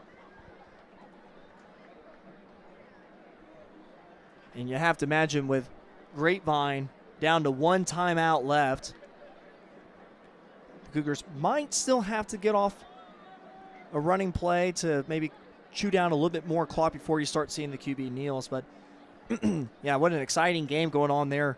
Arlington, Seguin, and Colleyville Heritage. That Arlington Seguin team, you would talk about playing with gambling money. I mean, the amount of fakes that we saw in that matchup, never seen anything like it. From their special teams to their offense to their red zone offense, they get creative and they find ways to get points up on the board. And they're doing it tonight against Colleyville Heritage, 35-35 in overtime. I talked to Coach Gordon, the head coach for Arlington Seguin, the next day, and I said, I don't think I've seen anything like that since I've seen someone play the Madden video game, as far as that many times of a fake field goal or a fake punt. And you even go back to the time where they faked it inside like their own 20. Yeah, no, those plays that they were calling, those fakes, they're not in the Madden playbooks. The Madden play, they were getting so creative with how they were getting their points up on the board, especially on special teams. Well, they executed so well, and it was actually something that head coach Rudy Rangel brought up when we were talking about this upcoming matchup this week, because they've played against Arlington Seguin, and they noticed that when they were trying to prep for him, as that pass over the middle, and they're actually going to call that pass interference on the ref. Yeah. If we get another look at it. So here's the thing. While we take a look at it again here in our booth, I mean, a little bit of questionable call, but you know what? Here's an encouraging thing to see here. That was Luke Heck that was out on the field. Good to see him back. And that is good to see him back on the field. There was a ref just standing in no man's land, really, I think, just asleep out there, and it looked like the second defender. So it's going to be interesting if they end up calling this. Well, we'll eventually get the call. Taking the. Yeah, I like to think the refs are on the same page as me. That hey, one of our guys was really in the way, so kind of a false flag there. We're gonna pick it up. Of course, Coach Rangel, he hasn't been happy all night. He's been about halfway on the 50, halfway on the field the whole night, just complaining. But you know what? Refs got to be held accountable. Yep. So they will wave off that call. Uncatchable is what they say. And again, that score 35-all between Seguin and Colleyville Heritage. Like I was saying, I was talking to Coach Rudy Rangel, and he was mentioning about how well that Arlington Seguin executes those fake field goals and punts. Not just on Grapevine, but on many teams this year, to the point where he's trying to replicate it for his own club. I mean, it was pretty impressive because Grapevine, for the most part, knew those fakes were happening, and they tried to point to the personnel to defend those, and especially on that fake field goal in overtime. They knew it was going to happen, but they just play it so well, it's so hard to beat. Yeah, and that gives kudos to their special teams coordinator, which is he's got a lot of responsibility, special teams coach, kind of the head coach of special teams. So it kind of looks like a genius right now, and Cougars are trying to get an extra 6 points here. That was Vincent Canzano. And they're going to say that was incomplete. Canzano, who's such a weapon in the red zone, they actually had a 2-point conversion made against Frisco Wakeland last year to win the game on that catch by Vincent Canzano in non-district play. It's a very big win for the Cougars in the early part of last season. It's a Frisco Wakeland team that is still undefeated as well with their win over Frisco last night. And looks like the Cougars will have the ball carrier's knee come down to the ground at the 1-yard line. Yeah, I mean, you hate to say that, you lost to a team, but there are some losses that look a little bit better as the season matures. And again, Frisco Wakeland undefeated right now, and that's a team that Grapevine was pretty close at getting themselves a win to start the year. Yeah. Yeah, like you said, I mean, there's no good losses, but there's good things that can be taken away from losses. Coming off a bye week, there was some stuff that you could see was improved and cleaned up, especially on the defensive end with secondary.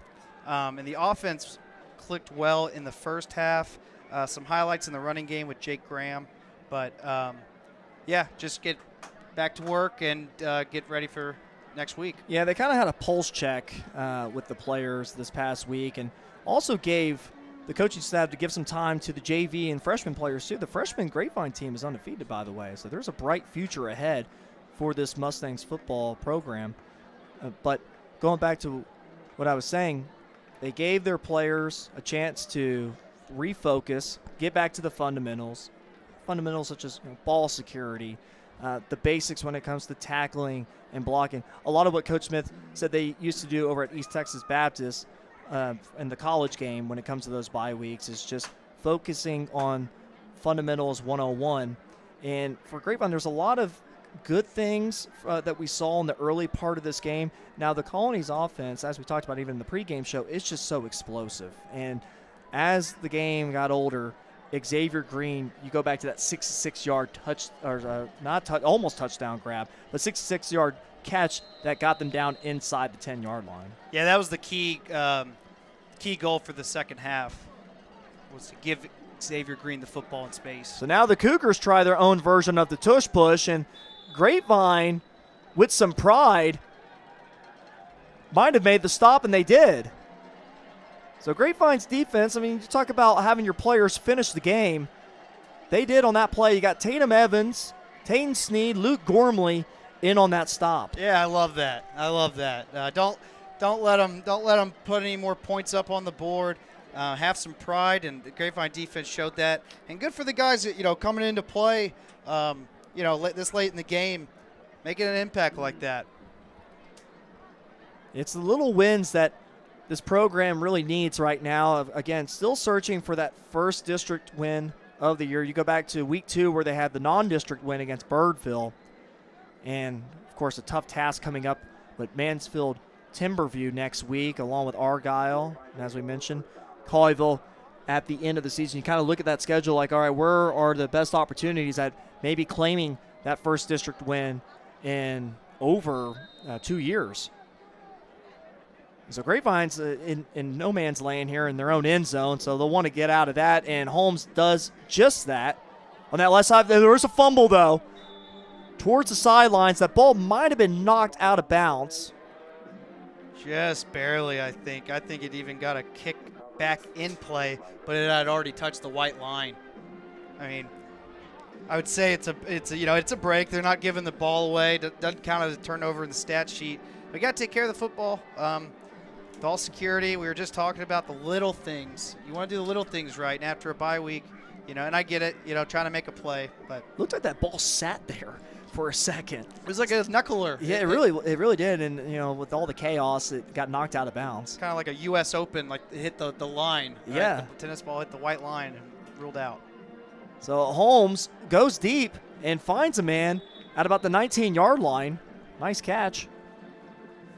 Made by Rayming Zhao with the nifty grab. And I believe there was a flag thrown at the end of that play. As if we haven't seen enough flags already tonight.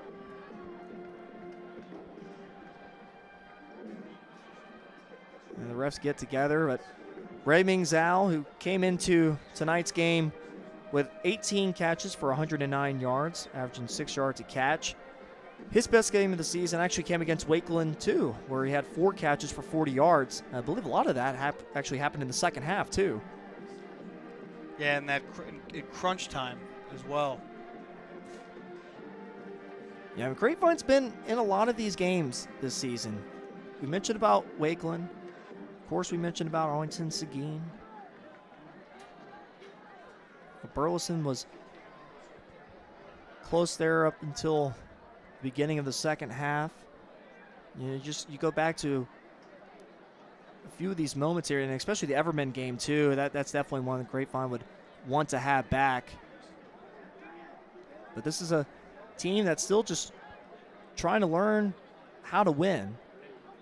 I'll tell you what, this coaching staff for the Colony must not like these personal fouls that the team's giving up late in this game. I mean, kind of, just do your job and try to close out this game, but too busy with the personal fouls.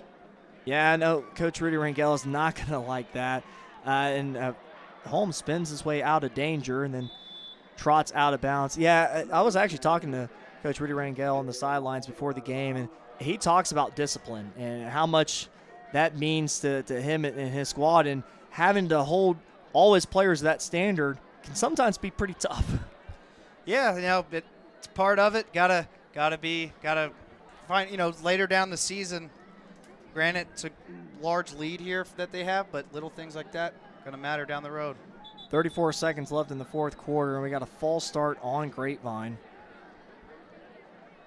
Yeah, the Cougars, who have a chance at getting into the playoffs. We mentioned about the last time that they were in the playoffs was back in 2019. I mean, this is a Cougars team that has had some success. The best year in the Colony's history was back in 2014 when the Cougars went to the state regional finals. And they are on the verge of getting back into the playoffs. Of course, the top 4 teams go, and you got to think teams like Argyle, obviously, depending on how this Colleyville Heritage game shakes out.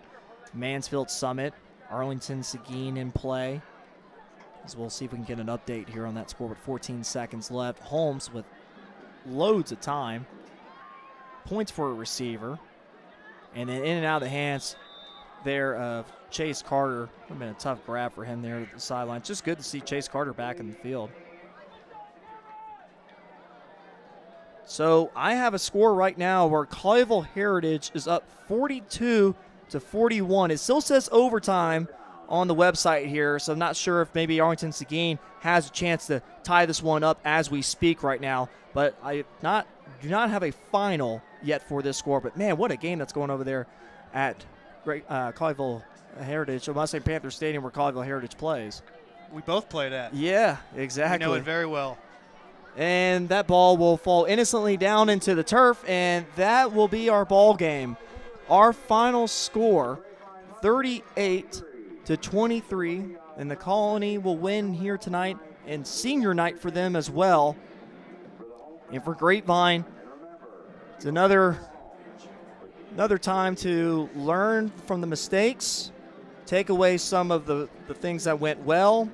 And Drew, we talked about those keys of the game in the early part of the game, about not giving up the big plays, which I feel like Grapevine throughout that first half limited that.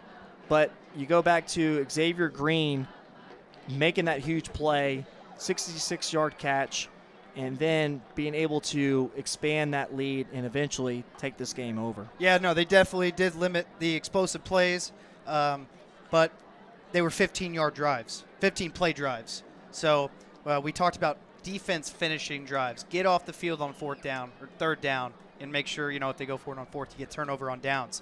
So, yeah, they limited the explosive plays, but there was 15-play drives out there, and got to get the defense off the field. Well, and we talked about establishing that run game, and I think Grapevine was able to get a spark from someone who plays on defense, Cooper Towery. Yeah, absolutely. Nice change of pace. Also, during the time, Jake Graham was kind of getting in a rhythm. Yards after contact was getting up. Was able to break some tackles. Got a nice run going into the red zone that got the Grapevine offense on like the third yard line. Yeah, he ended up with 2 touchdown runs tonight. That puts his total for the season at 6. And the last part is about staying disciplined with a mobile quarterback. And Jalen Gaines, I mean, he actually, if you think about it, didn't really kill Grapevine with his legs. It's just the thing is he was able to find receivers such as an Xavier Green and a Tyler Osborne Jr. Yeah, the Colony coaching staff made good adjustments at halftime coming into the second half. It was clear that the goal was to get the ball to Xavier Green, whether that means you snap the ball, look to your right, and just throw it to him. Behind the line of scrimmage, 2 yards, whatever. They wanted to get the ball in Xavier Green's hands in space, and they did that well, and he was able to show off his athletic ability. Well, as we close this one out, I do have this as a final score now. Colleyville Heritage wins 42-41 in overtime against Arlington Seguin. What a classic there at Mustang Panther Stadium. Well, closing this one out here, our final score here in the Colony, 38-23, Cougars win here at Tommy Briggs Stadium. As I've been with Drew Doherty, former wide receiver for the Grapevine Mustangs, and I'm Mason Doherty. Thank you again for watching here on Mustang Friday Night on Tradio.